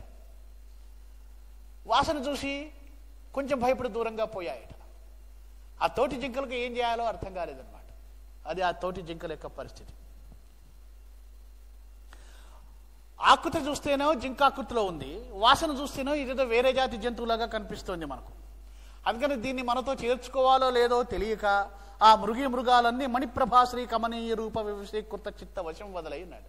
అసలు ఇది మన జంతువేనా కాదా, మన కదుపులు ఏదైనా కాదా, ఇది మన జింకేనా కాదా, అవునా కాదా అనే చికిత్సకులోనే ఆలోచిస్తూ ఇంతలోనే ఆ కొత్త బంగారు జింక యొక్క మేని కాంతులకు మోహించి పరవశించి అలా దిగ్భ్రమ చెంది చూస్తూ ఉన్నాయట ఆ లేళ్ళని. మారీచుడు ఏం చేస్తున్నాడు, ఆ ఆశ్రమ గడప దగ్గరికి వెళ్తున్నాడు, కాసేపు అక్కడ ఉంటున్నాడు, మళ్ళీ దూరం పోతూ ఉన్నాడు, మళ్ళీ దగ్గరికి వస్తూ ఉన్నాడు. వాళ్ళు ఏం మాట్లాడుకుంటారో వినాలని చూస్తున్నాడు. వాడి ప్రతీక్ష అంటే సీతారాములు బయటికి రావాలి, తను చూడాలి, తాను రాముణ్ణి చూడాలనేటువంటి కాంక్ష. సూర్యుడింకొకడెవ్వడో ఎరుగు తెలుసు రత్నమాణిక్య వైదూర్యాంశుజ్వల నూత్న కాంతి చెయ్యబంధుడు ఉజ్వల దేహళి మర్యాదామయమూర్తి శ్రీ ప్రభువు రామస్వామి సేవాగ్రధీధుర్యుండై ప్రభు దర్శనావసర సాధుశ్రీ ప్రతీక్షాబ్దినా. రామసేవాగ్రధీధుర్యుండై అనేటువంటి మారీచుడు రామకార్యాన్ని సంపన్నం చేయటం ఏందే బుద్ధి కలిగినటువంటి రామభక్తులైనటువంటి మారీచుడు మాయాజింక రూపంలో ఉన్నటువంటి వాడై రాముడి యొక్క దర్శనం కోసం శ్రీ ప్రతీక్షాబ్దినాన్ ఎదురు చూస్తున్న వాడి యొక్క ఎదురు చూపు సముద్రం అంత అయిందట. చూడండి, మారీచుడి యొక్క భక్తి పారమ్యాన్ని విశ్వనాథ సత్యనారాయణ గారు ఒక్క పదంలో ఒక్క సమాసంలో ఎంతగా చెప్పారంటే, ఏ క్షణంలో రామస్వామి బయటకు వస్తాడా ఆయన దర్శనాన్ని చేసుకుందామా అని జింక రూపంలో ఉన్నటువంటి మారీచుడు రామసాధు ప్రభు దర్శనావసర సాధు శ్రీ ప్రతీక్షాబ్దినాన్ ఆ నిరీక్ష సముద్రం అంత నిరీక్ష అయిందట. అంత విస్తారంగా విస్తృతంగా అనంతంగా ఎదురు చూస్తున్నటువంటి ఆయన అక్కడ ఎప్పుడైతే గడపలోకి రాకపోతాడా అని ఎదురు చూస్తూ ఉన్నాడు. ఇంతలోకి స్వామి వచ్చాడు. వచ్చి కాసేపు అటు ఇటు చూశాడు, దూరం పోదాం అనుకున్నాడు. అయినా మళ్ళీ భయపడుతున్నాడు, రాముడు వస్తే బాణం వేస్తాడు కదా అని ప్రాణభయం కూడా ఉంది, సహజమైన ప్రాణభయం. అయినా నిండా మునిగిన వాడికి చలేమిట్లే, నేను చనిపోవడానికి సిద్ధపడే వచ్చాను కదా, ఏమైతే కానీ నేను ఇక్కడే నిలబడతా, స్వామి కళ్ళలో పడాలి అనుకున్నాడు. అక్కడే నిలబడ్డాడు. ఇంతలోకే లోపల నుంచి సీతారాములు ఇద్దరు బయటికి వచ్చారు. కానీ సీతమ్మ చూడనే చూసింది. ఇదిగో యో స్వామి ఇట్లు రమ్ము ఓ మరది నీవు కూడా రావోయి రమ్ముటంచు జానకి పిలిచిన ఎట్టి పిలుపు టచ్చెరువు ననదమ్ములు వచ్చి చూచి, ఓ మరిది గారు రండి చూద్దురు గాని, రామా రండి చూద్దురు గాని, స్వామి ఇట్రా చూద్దు గాని అని రాముడి చేతిలో చేతిని పెనవేసుకొని ఆనందంగా నవ్వుతూ సంతోషంగా, స్వామి నేను వనవాసానికి వస్తానంటే వద్దు అయోధ్యలోనే ఉండవని అన్నారు కదా మీరు, నేను అయోధ్యలోనే ఉండి ఉంటే ఇంతటి ఆనందాన్ని ఈనాడు చూడలేకపోయేదాన్ని కదా, కనుక నన్ను కొంచెం రాకున్నచో మన సాకేతమునందు చూడనగు సామాన్యంబులా ఇవి సాకేత పనులు ఇట్లాంటివి ఉంటే ఉంటాయా, మీరు తీసుకొచ్చి ఎంత పని చేశారండి అని మీకు నేను కృతజ్ఞురాల్ని అంటూ ఆనందపడుతుందన్నట్టు. అని ఎంత బాగుంది ఈ జింక, సృష్టిలో ఎన్నడూ చూడలేదు కదా, మనమిట్టి లేడిగని నామని చెప్పిన నమ్మరెవ్వరసలి లేడింగునిచని కనక మృగం బల్తును చెప్పుచు నమ్మనప్పుడు చూపింపవలె. స్వామి కనక మృగం అంటే ఎవరు నమ్మరు, మనం చెప్తే అసలు దీన్ని పట్టుకెళ్ళి మనం రాజభవనంలో పెట్టుకుందాం, ఎవరన్నా అడిగితే చూపించవచ్చు, అదిగో మీకేం తెలుసు మేము చూసాం కనక మృగం, ఇది చూడండి అని చూపించడానికి సాక్ష్యంగా ఉంటుంది, దీన్ని తీసుకువెళదాం ప్రభు. ముంగిట నిద్దియున్న ఎడమోహన దీప్తులు పర్ణశాల ఎందొంగనిపించు చీకటులతో శత సూర్యుల కంటే వైరమేలంగల లేడి ఆ ప్రమిదల నడుమోపగరానియోర్మితో నింగుది నునెపోయు శ్రమ ఇప్పుడు తగ్గినదేమి చెప్పుదు. సహాయమైనటువంటి ఇల్లాలి మాటలు అన్నమాట. ఆహా ఎంత బాగుంది స్వామి. రోజు నేను ఆ పర్ణశాలలో దీపాలు పెట్టడానికి ఉదయం సాయంత్రం వంగి లేచేటప్పుడు ఆ ప్రమిదలలో నూనె పోయలేక నేను ఎంత ఇబ్బంది పడుతున్నానో చూడండి. ఇప్పుడు 1000 సూర్యులకు కూడా సమాధానం చెప్పగలిగినటువంటి కాంతులు లేనటువంటి ఈ మృగం వచ్చింది చూశారా, ఇంకా సహజమైన దీపాలు అక్కర్లేదు మనకి, ఎంత బాగుందో తేలిగ్గా ఉందో, దీన్ని మనం ఉంచేసుకుందాం అన్నది సీత. అంటే అంటూ చూడండి విధి ఎట్లా పలికిస్తుందో బాగుంది. అసలు ఈ అరణ్య ప్రాంతంలో ఉన్నటువంటి సముద్రాలు, నదులు, ఈ వనాలు ఎంత రమణీయకంగా ఉన్నాయో, దాంతోపాటు ఇది ఒకటి అపూర్వమైనటువంటి ఈ జంతు సంతతోటి బాగుంది. సముద్రం ఒక్కడే చూడలేదు, ఆ ప్రౌఢోగ్ర పయోది ఈ హరిణమంత అందంబుగా నుండునా. స్వామి భలే భలే, ఇవాళ ఎన్ని వింతలు చూశాను, సరేగానే ఇక సముద్రం ఒకటే మిగిలింది నేను చూడవలసింది. ఈ సముద్రం కూడా ఈ జింకంత అందంగా ఉంటుందా? అమ్మ నోటి నుంచి సముద్రం అనే మాట వచ్చింది. సముద్రాన్ని అమ్మ చూడబోతోంది బావిలో. భావి సూచన చేశాడు కవి అని చక్కగా అంటున్నాడు.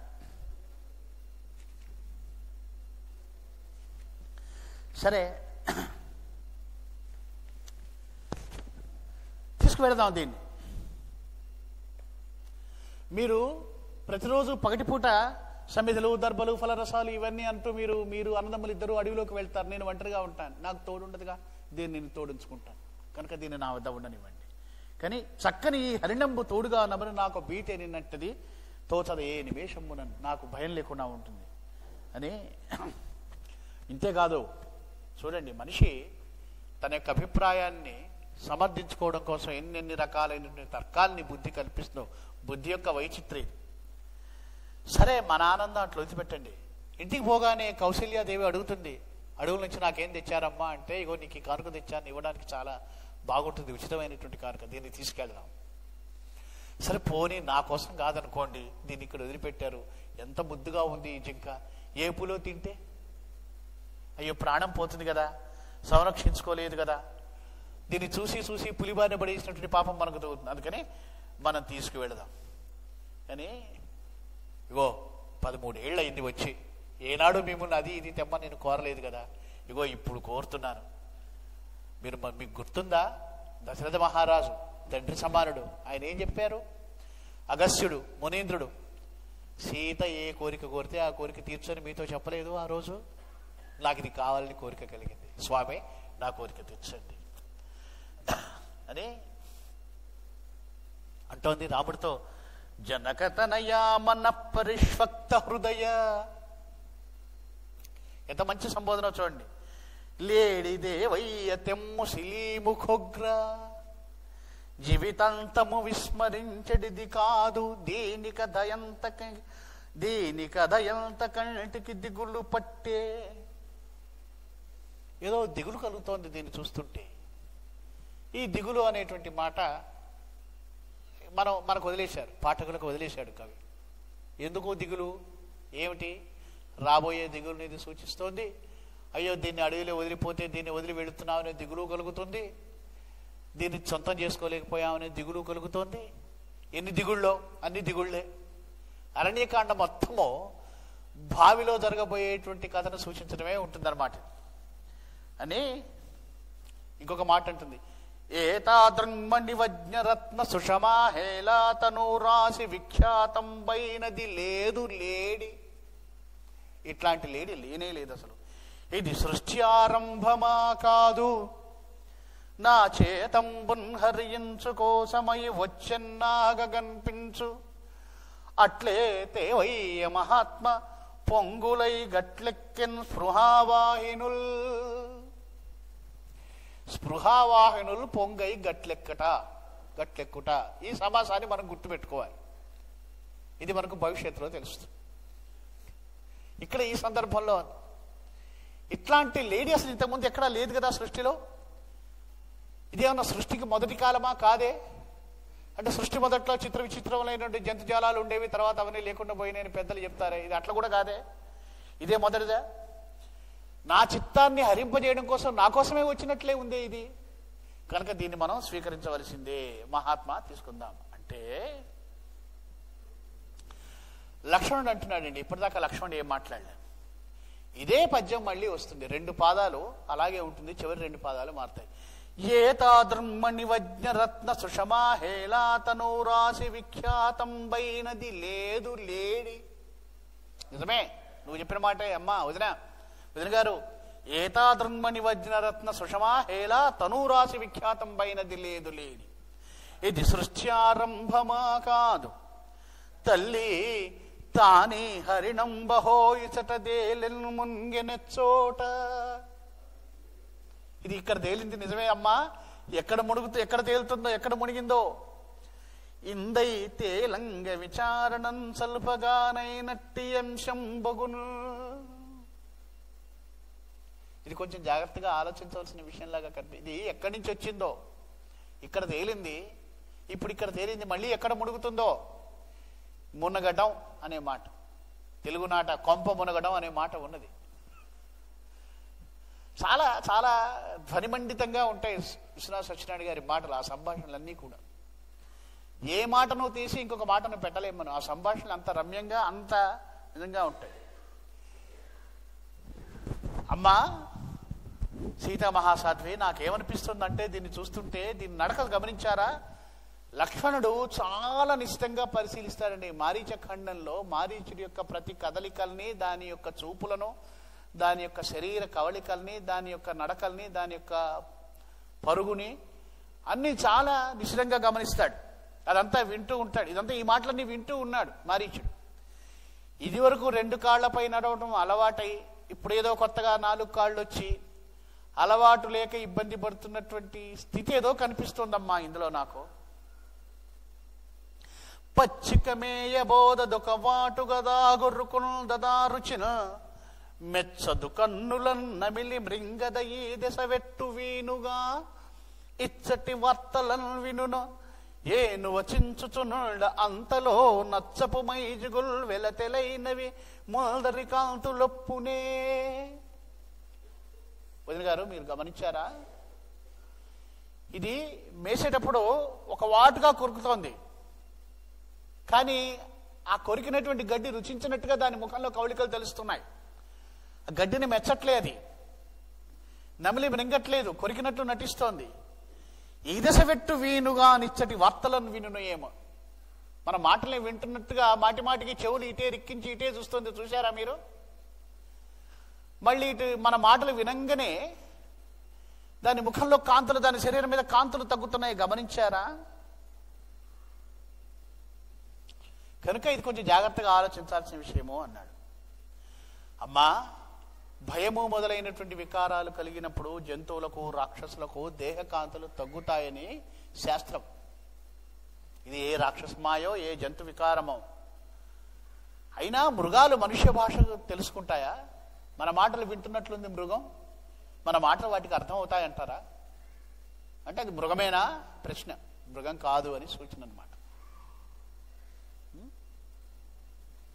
ఈ మాటలన్నీ విన్నాడు మారీచుడు. ఆహా, లక్ష్మణుడు నా రహస్యాన్ని గుర్తుపట్టేస్తున్నాడు. కాస్త భయం కలిగింది వాడికి. కలిగి అయినా ఏం పర్వాలేదులే, నా బాహ్య సౌందర్యం చాలా అద్భుతంగా ఉంది కదా, మహామనోహరంగా ఉంది, సర్వమనోహరంగా ఉంది, కాబట్టి నా బాహ్య సౌందర్యపు వైభవం ముందు వాళ్ళ అంత పరిశీలన దృష్టి మరుగైపోతుందిలే, ఏం పర్వాలేదు, తన మీద తనకంత నమ్మకం. అంటే మనుషుల యొక్క సూక్ష్మ పరిశీలన దృష్టిని సైతం అణిచివేయగలిగినంత అద్భుతమైనటువంటి సౌందర్యాన్ని వెలారుస్తోంది ఆ మృగం అన్నాడు. రావణుడు కూడా దూరం నుంచి వీటన్నిటిని చూస్తున్నాడు. ఎందుకంటే మారువేషం వచ్చి సీతను ఎత్తుకుపోవాలట. ఎంతటి కుశాగ్ర బుద్ధి అయ్యాయి నీ మంత్రి. సేన లేకపోయినా పర్వాలేదు, రాజ్యం లేకపోయినా పర్వాలేదు, కానీ ఇట్లాంటి కుశాగ్ర బుద్ధి అయిన మంత్రి ఒక్కడు ఉంటే చాలు, 100 మంది సీతలను ఎత్తుకురాన్ని.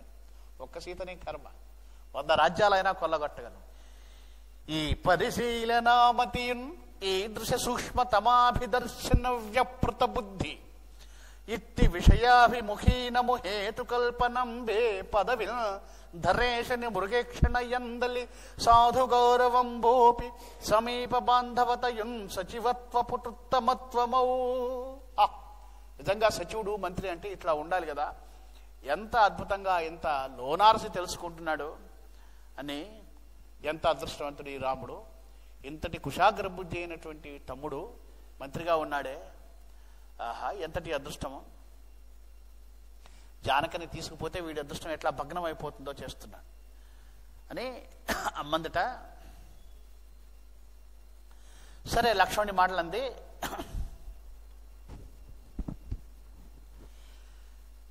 మాటల మీదే పెట్టి నన్ను మప్ప చూస్తున్నారు ఇద్దరు అన్నదమ్ములు అన్నట్ట. అరే, అది మృగమైతే మనకెందుకు, కాకపోతే మనకెందుకు, చూద్దాం మనని ఏం చేస్తుంది అన్నట్ట రాముడు అభిప్రాయంగా. వీళ్ళిద్దరు ఇట్లా మాట్లాడుతూ ఉన్నారు. మీరిద్దరు అన్నదమ్ముల సంభాషణ బాగానే ఉంది, కానీ నా విషయం మీరు పక్కకు పెట్టారు కనుక వాడు నిజంగా రాక్షసుడు అయితే మనల్ని చూసి దూరంగా పోవాలి కదా, మన ఎదుటే నిల్చొని ఎందుకు గడ్డి మేస్తున్నాడు, కాబట్టి ఇవన్నీ మీరు ఎక్కువగా ఆలోచిస్తున్నారు. ఇవేమీ కాదు, కానీ హాయిగా మీరు వెళ్ళి మృగాన్ని తీసుకురండి ప్రభు, నాకు ఆనందాన్ని కలిగించండి అంది. అన్న తర్వాత అంటున్నాడు, రాముడు అన్నాడు, లక్ష్మణ నువ్వు చింతపడకు, నువ్వన్నట్లుగా రాక్షసుడైతే సంహరిస్తాను, లేడీ అనుకో తీసుకొని వస్తాను, వెళ్ళి తీసుకొస్తాను అన్నాడు. అని సీత అంటోంది, లక్ష్మణ అన్నిటికీ అనుమానిస్తావయ్యా, భూమిపై లేళ్లు లేవా, అందమైనటువంటి లేళ్లు ఉండకూడదా, ప్రధానికి నువ్వు అనుమానిస్తే ఎట్లా అంటే రాముడు అంటున్నాడు, మన తెలుగింట మాట అన్నమాట అని. వీళ్ళ మాటల సందర్భంలో ఎప్పుడైతే అగస్త్యుడి ప్రస్తావన తీసుకొచ్చిందో సీతమ్మ, రావణాసురుడు అనుకుంటున్నట్ట, అయ్యో అంటే అగస్త్యుడికి కూడా తెలుసా ఇదంతా జరుగుతుందని. అగస్త్యుడి మాట వచ్చింది సీతమ్మ నోటి నుండి. ఈ మునులు ఏం సాధారణలు కాదట్టుంది, వీళ్ళేం మామూలుగా ఊరుకోరా, ముక్కు మూసుకొని కూర్చోరా, ఏదో పథకం పనినట్టే ఉన్నారే చూడబోతే. అయితే అగస్త్యుని కూడా ఒక చూపు చూడాలి, అయినా వద్దులే, అగస్త్యుడి జోలికి పోతే బ్రహ్మదాకా విషయం తెలిసిపోతుంది, మళ్ళీ మన చాప కిందకి నీళ్ళు వస్తాయి అని ఒకసారి భయపడ్డాట అగస్త్యుడి మాట విని. సరే మౌనం వహించాడు, చూస్తున్నాడు. అనే వాడు అంటున్నాడు, ఏదో గోడు పుఠాని చేయుదుర కాదే మౌనులు ఆనంద వల్లి దీప్తోరుల తాంతములు. ఈ మునులు ఎప్పుడూ ఇంత ఏదో గూడు పుఠాని చేస్తూనే ఉంటారు. ఇవన్నీ తెలుగు మాటలు, గూడు పుఠాని చేయటము ఇవన్నీ తెలుగు పదాలు అన్నమాట. లక్ష్మణ ఎందుకయ్యా ఇంత తీవ్రమైన చర్చ దేని మీద, ఏదో మనకు ఆడదిక్కు లేదు, సీత కోరి తానే మన వెంట వచ్చింది, ఏదో ఇంత ఉడకేసి పెడుతున్నది తన పుణ్యమాని నీకు నాకు, లేకపోతే ఆ పచ్చికన్న మూలాలు తిని అఘోరించవలసి వచ్చేది, మనం కూడా బాధపడాల్సి వచ్చేది. ఏదో ఇంత ఉడకేసి పెట్టే దిక్కు అంటామే, తెలుగునాటి మాట అన్నమాట. ఏదో ఇంత ఉడికేసి పెడుతున్నది కనుక ఈ తరలాక్షి కోరిక తీర్చడం నీకు నాకు సమంజసమే, వెళ్ళి వస్తా అని బయలుదేరాడు.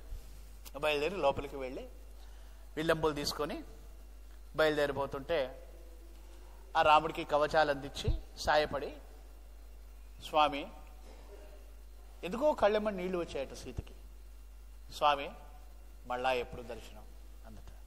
అంటే రాముడు ఆమె ఇంకా నిశ్చలంగా చూసి, ఏమున్నది, లేడీయో, లేడీని తేవటమో లేకపోతే లేడీ కాకపోతే చంపి రావడమో, ఆ విషయం తేల్చుకొని వస్తానన్నాడు.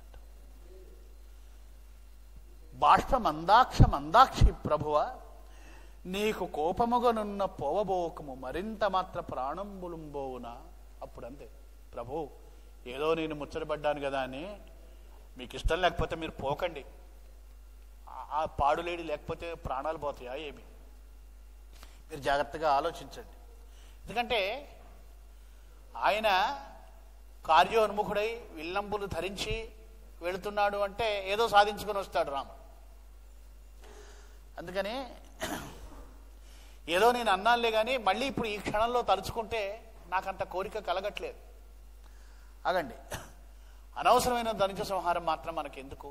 ఏమన్నాడు రాముడు, లక్ష్మణుడు అన్నాడు కదా, అది జింక కాదు రాక్షసుడు అన్నాడు కదా, జింక అయితే జింకను పట్టుకొస్తాను, లేదంటే రాక్షసుడైతే చంపి వస్తాను, అనవసరమైన రాక్షస సంహారం మనకెందుకు స్వామి.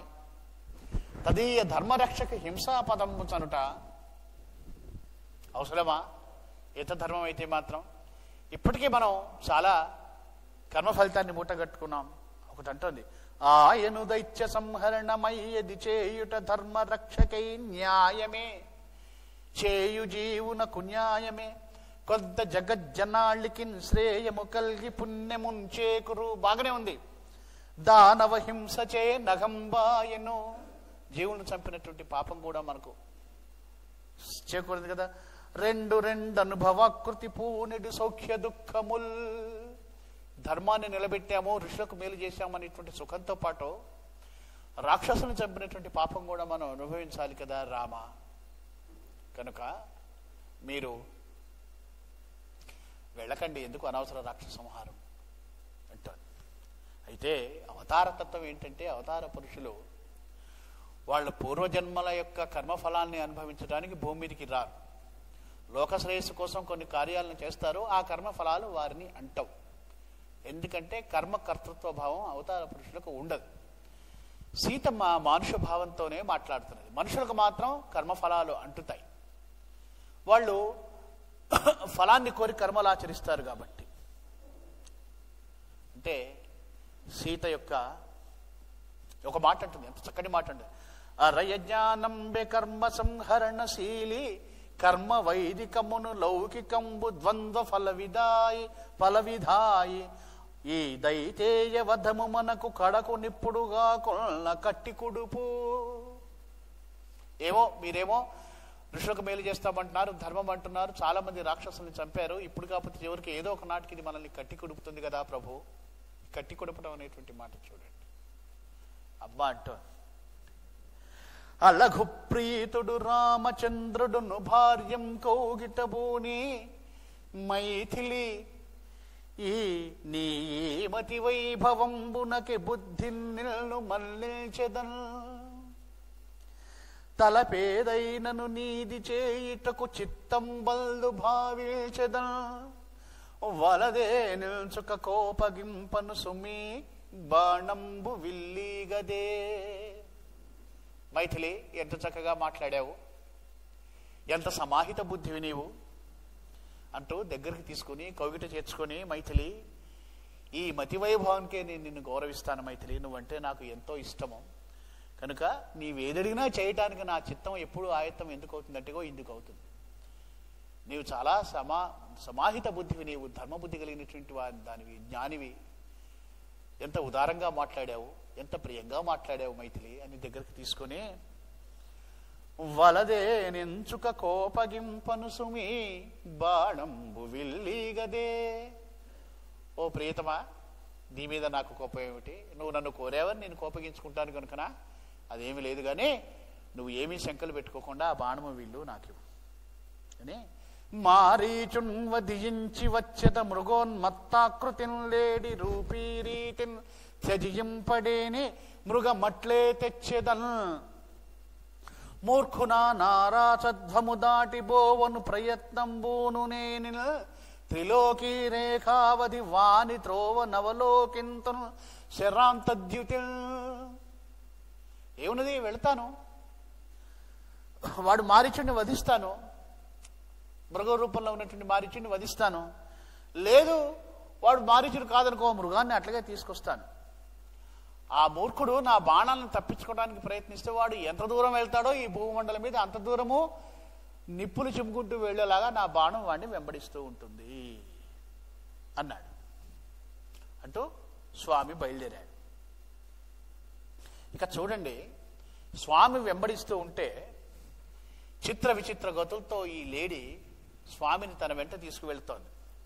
విశ్వనాథ వారు ఎన్ని రకాలైన వృత్తాలు వాడారంటే అవన్నీ కూడా జింక యొక్క చంగనాల్ని సూచించేటువంటి వృత్తాలు అనమాట. ఆ వృత్తాల పేర్లు మదరేఖ, చిత్రపదము, మణిరంగము, చూడండి మనోరమ, చాలా అందంగా, భుజంగ, హరిణి, హరిణి అంటే జింక, వృత్తాల పేర్లు ఇవన్నీ. తరళ, హరిణమల్తత రామచంద్రుని నంతకంతకు గానలో విరిసిదవుగా గొంచుబోవచ్చు వీగినం ప్రభుడంతలో దరిసి కోరిక రేగి వచ్చిన దవ్వులంజని భూమి జాపరమ జీవితనాథు నామడపై నిదేశముజొన్పుచును. అంటే ఆగటం, దగ్గరికి రాగానే మళ్ళీ దూరం పోవడం, ఎగరడం, స్వామిని ఆకర్షించడం, పోవడం, ఇట్లా రకరకాలైనటువంటి, ఇట్లా ఎప్పుడు మధ్య మధ్యలో ఆలోచించు, నేను ఎంత దూరం వచ్చాను ఆశ్రమం నుంచి, ఎందుకంటే ఒక పథకం ప్రకారం వచ్చాడు కదా. రాముడిని ఎంత దూరం తీసుకువెళ్ళాలి, రాముడిని దూరం తీసుకువెళ్ళి రాముడు బాణం వేయటం ఎంతసేపు, రాముడు బాణం వేస్తే తగలటం ఎంతసేపు, రాముడికి దొరికితే పని అయిపోయినట్లే. ఎంత సమయం కావాలంటే రావణాసురుడు వెళ్ళి సీతమ్మ దగ్గరికి వెళ్ళి సీతను అపహరించి అక్కడి నుంచి వెళ్ళిపోవాలి, అంత వ్యవధానం ఇవ్వాలి, అంటే అంత దూరంగా తీసుకువెళ్ళాలి రాముడిని.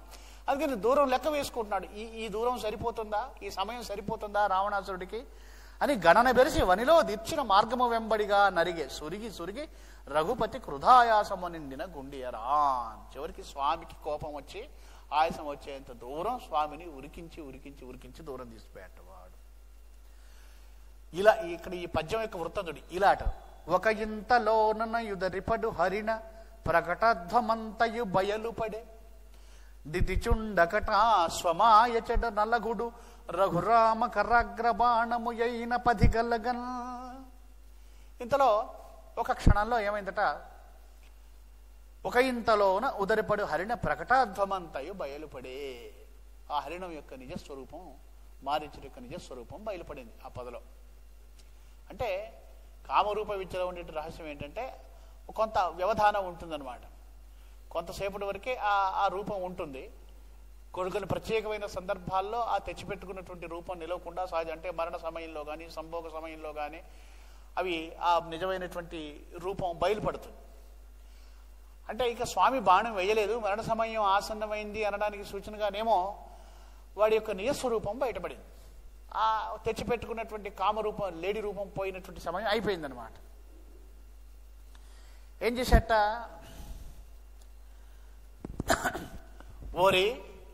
ఓ మాయాత్ముడా, నిన్ను ఉన్నదున్నట్లుగా పట్టుకోవాలనుకున్నాను రా, పట్టుకోవడానికి వీలు కాకపోయిందే అని స్వామి ఒక అగ్ని బాణాన్ని వాడి మీద సంధించట. తాటకేయమైన నూలుకొని విధిర్చినను.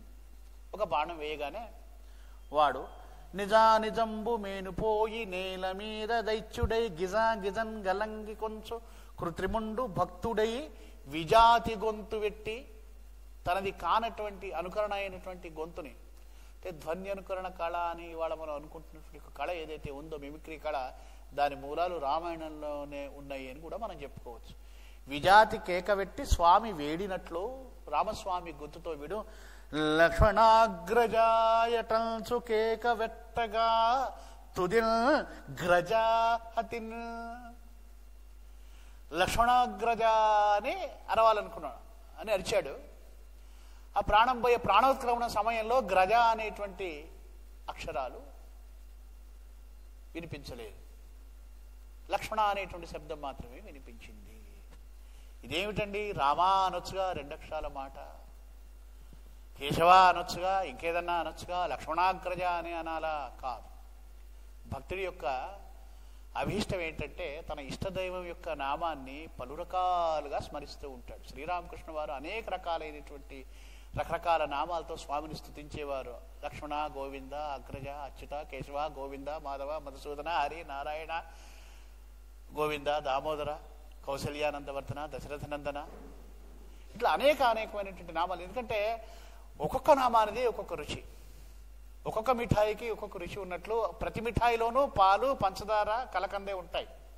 కానీ ఒక్కొక్క మిఠాయిది ఒక్కొక్క రుచి అయినట్టుగా భక్తుడి భావనలో భగవంతుడి ఒక్కొక్క నామము ఒక్కొక్క రుచి. అందుకని పురంధరదాసు వారు కేశవనామాల నుండి పేరుతో ఒక్కొక్క నామం 24 నామ చతుర్వంశతి నామాలకు ఒక్కొక్క నామానికి ఒక్కొక్క వైభవాన్ని చెప్తూ పురంధరదాసు గారు కన్నడలో కీర్తన చేశారు. స్వామి యొక్క నామ మహిత్యం చాలా గొప్పది. అట్లా ఆ క్షణంలో ఆ జీవికి, ఎందుకంటే రకరకాలైన నామాల్ని మనం స్మరిస్తూ ఉంటే ప్రాణోత్క్రమణ సమయంలో మన బుద్ధికి, మన అభిరుచికి ఏ నామం స్ఫురిస్తుందో భగవంతుడి ఇష్టం, ఆ నామం చేత మనం తరించవచ్చు. అంటే ఒకే నామం మీద జీవితాంతం నిష్ట కలిగినటువంటి మహాత్ముల పాదాభివందనం. అలా లేనటువంటి వాళ్ళకు కూడా ఒక మార్గం ఏంటంటే, ఎన్ని నామాలు ఎందుకున్నాయి, అనంత నామాలు ఎందుకున్నాయి స్వామికి, విష్ణు సహస్రనామాలు ఎందుకండి, ఒక నామం సరిపోదా? శివ సహస్రనామాలు ఎందుకండి, అమ్మవారికి సహస్రనామాలు ఎందుకండి? సహస్రం కాదు, అనంత నామాలు. ఎందుకంటే ఆ యొక్క జీవుడికి గత జన్మ సంస్కారాల వల్ల వచ్చినటువంటి అభిరుచిని బట్టి ఏ అభిరుచి ఉంటే ఏ రకమైనటువంటి నామం ఇష్టమైతే ఆ నామం ఆ క్షణంలో, ఒక క్షణంలో ఒక నామం రావచ్చు, ఇంకో క్షణంలో ఇంకో నామం రావచ్చు. సరే, మారీచుడికి నిరంతర రామనామ స్మరణ మహిమ వలనమో, రాముడి మీద ఉన్నటువంటి ప్రేమ వలన అయితేనేమి, రాముడి యొక్క అనుగ్రహం అనేది లక్ష్మణాగ్రజ అనేటువంటి నామం పలకాలనిపించింది. ఆ క్షణంలో లక్ష్మణ అన్నాడు. గ్రజ అనేటువంటి ఆ యొక్క చివరి ఉత్తర భాగము లోపలనే శమించిపోయింది. లక్ష్మణ అనేటువంటి పిలుపు వినిపించి, ఇట్లా మరణ సమయంలో కూడా మారీచుడిలో ఉన్నటువంటి ఉదాత్తమైన భక్తి వైభవాన్ని విశ్వనాథ్ వారు చాలా అద్భుతంగా ఆవిష్కరించారు. అంటే విజాతి గొంతో కేక పెట్టాడు. ఖగమృగ దేవత వళులు కానన్న మెల్ల నెదో మహాభయస్థగిత హృదంతరంబులై సౌవడిసేయగరాక. ఒక్కసారిగా సకల ప్రకృతి స్తంభించిపోయినట్లు అయిపోయిందనమాట ఆ కేకతోటి. అట్లయుండగా దితిజాతు లక్ష్మణ నినాదము నామడపైన దాటి హెచ్చుగా వినిపించే దక్షిణ దిశా యదేక చలత్తరంగమై. అమ్మవారి దాకా వినిపించింది. కవి అంటాడు ఒక మాట, అరై స్వభావమందునని ఆసుర శక్తులు దైవశక్తులను తిరుగుచునుండు జంటలుగా. దేనికి వీలుగునప్పుడెద్ది సుస్థిరత ఘటింపజూచు తమ చెందిన భావ పరంపరా పదాంతరమునన్ అంత దవ్వున వినంబడి దైత్యుడు కూయివెట్టినన్. ఒక రహస్యం, జీవుడి యొక్క రహస్యం ఏంటంటే ప్రతి జీవిలోనూ కూడా ఆసురీ శక్తి దైవీ శక్తులు సహజంగానే ఉంటాయి, పక్కపక్కనే సహవాసం చేస్తూ ఉంటాయి. ఆయా సందర్భాన్ని బట్టి ఆ సందర్భోచితంగా కాలుచితంగా ఆ విధి క్రమాన్ని అనుసరించి దైవీభావము ఆసురీభావము ప్రకటమవుతూ ఉంటుంది. ఎందుకు ఈ మాట చెప్పాడు అంటే విధి ఎట్లా వక్రించిందో మనకు ముందు ముందు చూస్తాం. ఈ కేక వినిపించింది, రాక్షసుడి యొక్క కేక వినిపించింది. లక్ష్మణ, అది మీ అన్నగారి గొంతు కదా అన్నది సీతమ్మ. నా మనస్సు ఊరకేది నా మీదకి రాక స్వామిపై కేలా వచ్చిన హేతువై ఎందుకు నేను పిలుస్తున్నాడు? ఈ అడవిలో నీ పేరు ఎవరికి తెలుసు? నీకు, రాముడికి, నాకు, నీకు తప్ప నీ పేరు ఎవరికి తెలియదు కదా. కనుక వేరే వాళ్ళు పిలిచారనుకోవడానికి అవకాశం లేదు కదా. కనుక ఎందుకో నా మనసు పరిపరి విధాలుగా దిగులుగా స్వామి మీదకి వెళుతోంది. ఎందుకు వచ్చిందో, పాడు రత్నాల పైడిలేడి వచ్చింది, ఎన్నడూ లేని దాని మీద నేను మోహపడ్డాను. ఏదన్నా జరగకూడని సంఘటన గట్టిలినప్పుడు స్త్రీ తనను తాను నిందించుకుంటుంది, అయ్యో పాపిష్టి మాట ఎందుకన్నాను ఈ మాట. అయినా నువ్వు ఇది ఎది ఎన్నగాదెనదవెప్పుడు నీవు అది ఏమో ఎట్టులే ఎది జరుగున్ మృగంబైన దక్కట. లక్ష్మణ, ఎప్పుడూ నువ్వు ఏ సందర్భం వచ్చినా నిష్ట బుద్ధితో ఏదో ఒకటి ఒక విచారించి విశ్లేషణ చేసి చెప్తూ ఉంటావు. ఇది కాదు వదినా, అది ఇది అంటూ ఉంటావు. ఈసారి అదే ఉంటావు, నువ్వు అన్నట్టుగానే జరిగింది. తా హరిణంబుగాక ఘోర ధనుజుడవుట నీ పలుకుగాక మరేమిటి? నువ్వన్నట్టునే అయిందయ్యా. నువ్వు అన్నావు, ఏ నోరు పెట్టుకుని అన్నావో, వాడు జింక కాదు రాక్షసుడు అన్నాడే. నీవు అన్నమాట నీవు అన్నమాట నిజమయ్యేటటువంటి రాత నీ నాలుక మీద రాశాడయ్యా ఆ విధి. నీవు నన్నది పొలివోని నిక్కమగు నాలుక నీకు నొసంగె దైవమున్. అన్నమాట పొల్లుబోనటువంటి నాలుక ఇచ్చాడయ్యా నీకు దైవం. చూడండి, ఏదో కేక వినిపించింది. సీతమ్మ మనసు పరిపరి విధాల పోతున్నది. లక్ష్మణుడిని బాధ్యుని చేస్తోంది, నిందిస్తోంది. విధి ప్రేరణ ఎట్లా నడిపిస్తుంది. అందుకనే ఆ పద్యం వేశాడనమాట. ఆశ్రయభావము దైవీభావము సహజంగానే విధి ప్రేరితాలై వస్తూ ఉంటాయి మనుషులనని అని. ఇంకొక మాట ఉంటుంది, రాముడు అసలే సుకుమార ప్రాణి, ఎవరు మెత్తని మేను రాము హరిణంబేడు ఒక్కలో గుర్చెను. పోనీ రాక్షసుడు కాకపోయినా ఆ హరిణాన్ని పట్టుకుపోయే క్రమంలో అది ప్రాణరక్షణ కోసం స్వామిని ఏ డొక్కలో పడిచిందో ఆయన బాధతో అరిచాడేమో. నీకు చెమగుట్టినట్టుగా కూడా లేదే, కదలవేమి అని వెళ్ళవయ్యా అంటోంది. నా మీద కోపగించుకున్నావా ఏమిటి? రాక్షసుడు వదిన, అది జింక కాదు, వద్దు అంటే వినలేదని నేను అన్నయ్యని పంపించానని నీ మాట వినలేదని నా మీద కోపం పెట్టుకున్నావేమో. కోపం పెట్టుకోకు, వెళ్ళి మీ అన్నయ్యకి ఏమైందో చూడు. నన్నేమీ అడవి తినదులే అంటోంది. నన్ను రక్షింపక బొమ్ము నన్ను ఇతర కాంతారంబు భక్షించునా? అయినా నువ్వు మీ అన్నయ్య పొదుగుకులు 24 గంటలో సీతరక్షణ అని ప్రాకులాడతారు తప్ప నాకేమైందయ్యా? నాకేమన్నా రాక్షసులు శత్రువులా? నేను ఎవరితోనో యుద్ధానికి పోయినానా? నాకెవరే ఉన్నారు? పిచ్చి తల్లి. ఎదురు వచ్చేటువంటి ఆపద ఎరుగునటువంటి పిచ్చిమాలోకం సీతమ్మ తల్లి, సాధ్వి. కనుక ఎవరిలోనూ శత్రుత్వాన్ని చెడును చూడలేనటువంటిది కదా ఆ స్వభావం. నాకెవరు శత్రువులు ఉన్నారు కనుక ఏమీ కాదులే, నువ్వు వెళ్ళు. పగచే వీడు సురారి ఎత్తుకొని పోవన్ వచ్చెనా వాని నాభిగత ప్రాణములందు నిప్పురల గంభీరంబు దింబడలగ్నిగదేహమునగ్ని గుండమగు నన్నే గొంచుబోనల్ల చెప్పెగదాయల్చని నిల్వబోకు తరి తప్పెల్బో మరంది వెసల్. నువ్వేమీ సంకోచించకు లక్షణ. ఎవడైనా రాక్షసుని నన్ను ఎత్తుకుపోతాడో నువ్వు సందేహిస్తున్నావేమో. వాడు గనక నిజంగా వస్తే వాడి నాభిగత ప్రాణాలు నిప్పులు ఉరిమేటట్టుగా సముద్రంలో ఉన్నటువంటి బడబానంలో పైకి ఉపిసి సముద్రం లోకాన్ని కల్లోలం చేసినట్లుగా వాడి నాభిలో ఉన్నటువంటి అగ్నిచేతనే వాడిని భస్మం చేస్తాను. ప్రతి జీవిలో కూడా పంచభూతాలు ఉంటాయి. అమ్మవారు అన్నటువంటి మాటలు అన్నమాట ఇవి, భావి సూచకాలు. ఈ మాటలు దూరంగా విన్నటువంటి రావణుడు విన్నాడు. ఒక్కసారి ఉలిక్కి పడ్డాడు. ఇదేమిటి నాభి అగ్ని అంటోందమ్మా, నా రహస్యం ఏమికి ఎట్లా తెలిసింది అనుకుంటున్నాడు. ఈ మూరు నీ మూర ఏ మాటాడినను పదకమెల్ల ధ్వనిల్చు తా మహిళ సృష్టి విజ్ఞానామృత రసమూర్తులైన ఎట్లుగా దోచును.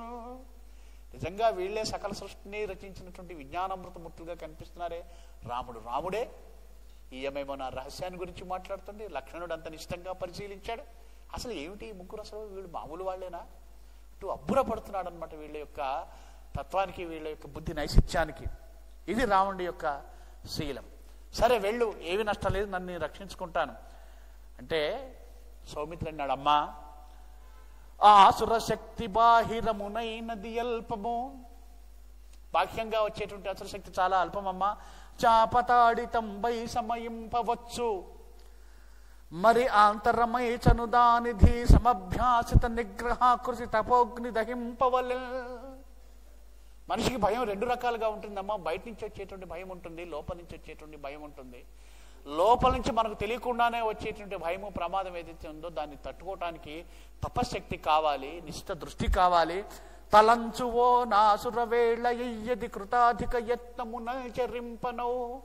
ఎందుకో అసురవేళ ఏదో అపకీర్తి అపశకునాన్ని శంకిస్తోంది మనసు, ఆశ్రయమాయ విజృంభిస్తున్నట్టుగా ఉన్నది కనుక అమ్మా నువ్వు తొందరపడవలదు తల్లి అన్నది. అంటే ఇంకో మాట, అమ్మా రాముడు నిఖిల లోకాభిరాముడు, అసురమాయ అయినా సరే ఆయన పరిణతి లేదు, ఏది జరగదు. నీకు ఒక రహస్యం చెప్తాను అమ్మా, ఒక మాట విను. ఆధ్యాత్మికంబు ఆదిభౌతికం ఈ రెంట నియంతయ్యి నిలుచు. లోకంలో మూడు రకాలైన తాపాలు ఉన్నాయి, ఆధ్యాత్మిక తాపము, ఆదిభౌతికమైనటువంటి తాపము. ఈ రెండింటినీ స్వామి నిలుపుదల చేస్తాడు, నియంత్రిస్తాడు, మార్చగలుగుతాడు, వాటి దిశను మార్చగలుగుతాడు. కానీ ఆదిదైవకము అనేటువంటి ఒక తాపం ఉంది. ఆధ్యాత్మికం అంటే మోక్షాన్ని ఎలా పొందాలి, తనను తాను ఎట్లా ఉద్ధరించుకోవాలనేటువంటి ఆత్మ సంబంధమైనటువంటి జిజ్ఞాస, అది ఆదిదైవికమైనటువంటి తాపం. ఆది భౌతికము అంటే ప్రకృతి వల్ల ఇతర జంతుజాలాల వల్ల వచ్చేటువంటి విపత్తులు. వీటిని దైవం నిగ్రహించగలడు, అరికట్టగలడు, నియంత్రించగలడు, మనకు అనువుగా చేస్తాడు. అది దైవతత్వం. ఆది భౌతికమైనటువంటి తాపం ఒకటి ఉంది, అంటే ఆది దైవికమైన తాపం ఒకటి ఉంది. ఆది దైవికమైన తాపం అంటే భగవత్ సంకల్పం మేరకు మనకు తెలియకుండా జరిగేది, దానికి కార్యకారణ సంబంధంగా మనకు తెలియదు, ఏం కాలరూపమైనటువంటిది అనమాట ఆది దైవికం.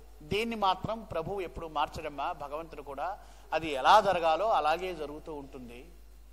కనుక ఆయన సంకల్పానికి ఇతరమైనటువంటిది ఏదీ లేదు. నువ్వు క్రొందుబడకు అమ్మా, ధైర్యాన్ని వహించు అని చెప్పి ధైర్యం చెప్తాడు. జానకి కనులు కణకణలాడనిట్లని. ఇంకో మాట కూడా అన్నాడు, నిశిత పరిశీలన దృష్టి గలవాడు కదా, నువ్వు ఆ పిలుపు విన్నావో లేదో, ఆ వాక్యం కూడా పూర్తి కాలేదమ్మా, ఏదో చివరి రెండక్షరాలు లోపల మగ్గిపోయినట్టుగా కనిపిస్తున్నాయి. అది ఒక జంతువు శబ్దంలాగా లేదు, మనిషి శబ్దంలాగా కూడా లేదు, పూర్తిగా విచిత్రంగా ఉంది. లక్ష్మణ అనేటువంటి కేక అది పూర్తి కేక కాదది, తుది చక్కరంలోనే ఏవో తోపకయుండెన్ ప్రదిలిన పిలుపుని చివరం గుదించి లోగొంతు తోడ కూర్చిన ఎట్లయి. నువ్వు ఆ శబ్దాన్ని జాగ్రత్తగా గమనించావో లేదో, కనుక నువ్వు కంగారు పడకో అంటే కళ్ళలో నిప్పులు రాలేటట్టుగా కోపంగా చూసిందంటే. ఎందుకయ్యా ఈ మాటలు? 13 ఏళ్ల బట్టి పాడుబుద్ధి కడుపులో పెట్టుకుని ఉన్నావా? ఇన్ని మాటలు ఎందుకు?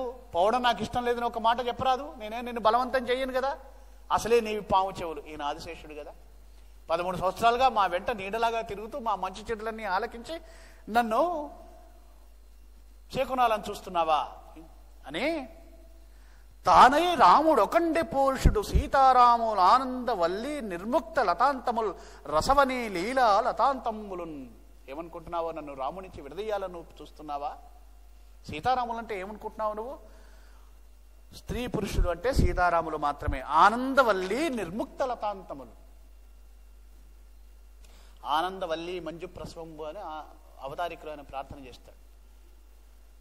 సనాతన ఆనంద స్వరూపులైనటువంటి వాళ్ళయ్యా సీతారాములంటే. రసవని లీలా లతాంతములను. నీకు కనిపించేది లీల మాత్రమే, నిత్యమైనటువంటి స్త్రీ పురుషుడు వాళ్ళు. కనుక విడదీయటం ఎట్లా సాధ్యమవుతుంది?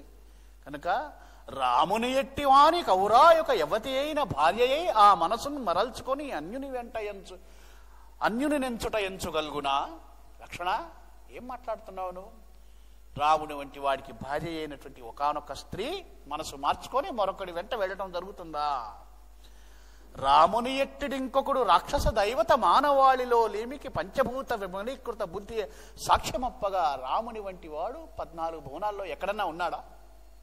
రాక్షసుల్లో కానీ మనుషుల్లో కానీ దేవతల్లో కానీ ఎక్కడైనా ఉన్నాడా? తెలియదా నీకు? కనుక ఇట్లాంటి పిచ్చి ఊహలు మాను అన్నాడు. అనగానే లక్ష్మణుడట కత్తిగంటు పెట్టిన నెత్తురు చుక్క లేనివాడు అంటాడు. ఇదే మాటలండి. మొహాన కత్తివాటుకు నెత్తురు చుక్కలేక తల వంచుకొని రుద్ధమైన కంఠంతో, అమ్మా అన్నగారి దగ్గరికి వెళితే ఎందుకు వచ్చావురా తమ్ముడు అంటే, ఇగో ఇంటికి వచ్చానన్నయ్యా అని చెప్పడానికి వీలు లేనటువంటి ఇంతింతనరాని మాటలు అన్నావు కదా తల్లి. విధి ఎంత బలీయమైనదమ్మా. విధికి ఎవరైనా తలవంచవలసిందే కదా. అయినా నీ మీద నాకు కోపం లేదులే అమ్మా. ఏదో బలవత్తరమైనటువంటి ఆసురీ మాయ నిన్ను ఆవహించింది తల్లి, అందుకే నీవు ఇట్లా మాట్లాడుతున్నావు. లేకపోతే నీవేమిటి ఇట్లా మాట్లాడటం ఏమిటి అని, ఈ సమయాన నేమి ఫలం వెంత లిఖించిన అంత భోగ్యమవు అని ఆకాశంగా చూచి నిశ్వాస విడిస్తూ ఉరుతర దుఃఖమూర్తి తలయు చుసుబోయే వనాంత వీధిలో అంటూ దుఃఖాన్ని దిగమింగుకొని తల ఊపుతూ, అమ్మా వెళ్ళి వస్తానమ్మా అంటూ రాముడి వద్దకు గమిస్తున్నాడు లక్ష్మణుడు. ఇక్కడ ఈ మారీచ ఖండం సంపన్న. ఇద్ది మారీచ ఖండంబు వృషభవాహ చంద్రమౌళి ప్రభునకు నిస్తంద్ర కీర్తి దీప్తి సమకూర్చి పెట్టవే త్రిపురదాహ ఈ మహాద్భుత కృతి శ్రవణేచ్ఛ చేసి. ఇట్లా తదనంతర కాలఘట్టంలో జరగబోయేటువంటి కథాక్రమానికి భూమికను సిద్ధం చేసుకున్నటువంటి రామాయణ కల్పవృక్షం ఈనాటికి ఇంతటితో సంపన్నమైందని మీకు విన్నవించుకుంటూ, స్వస్తి ప్రజాభ్య పరిపాలయంతాం న్యాయేన మార్గేణ మహిమహేషాం గోబ్రాహ్మణేభ్య శుభమస్తు నిత్యం లోకా సమస్తా సుఖినో భవంతు.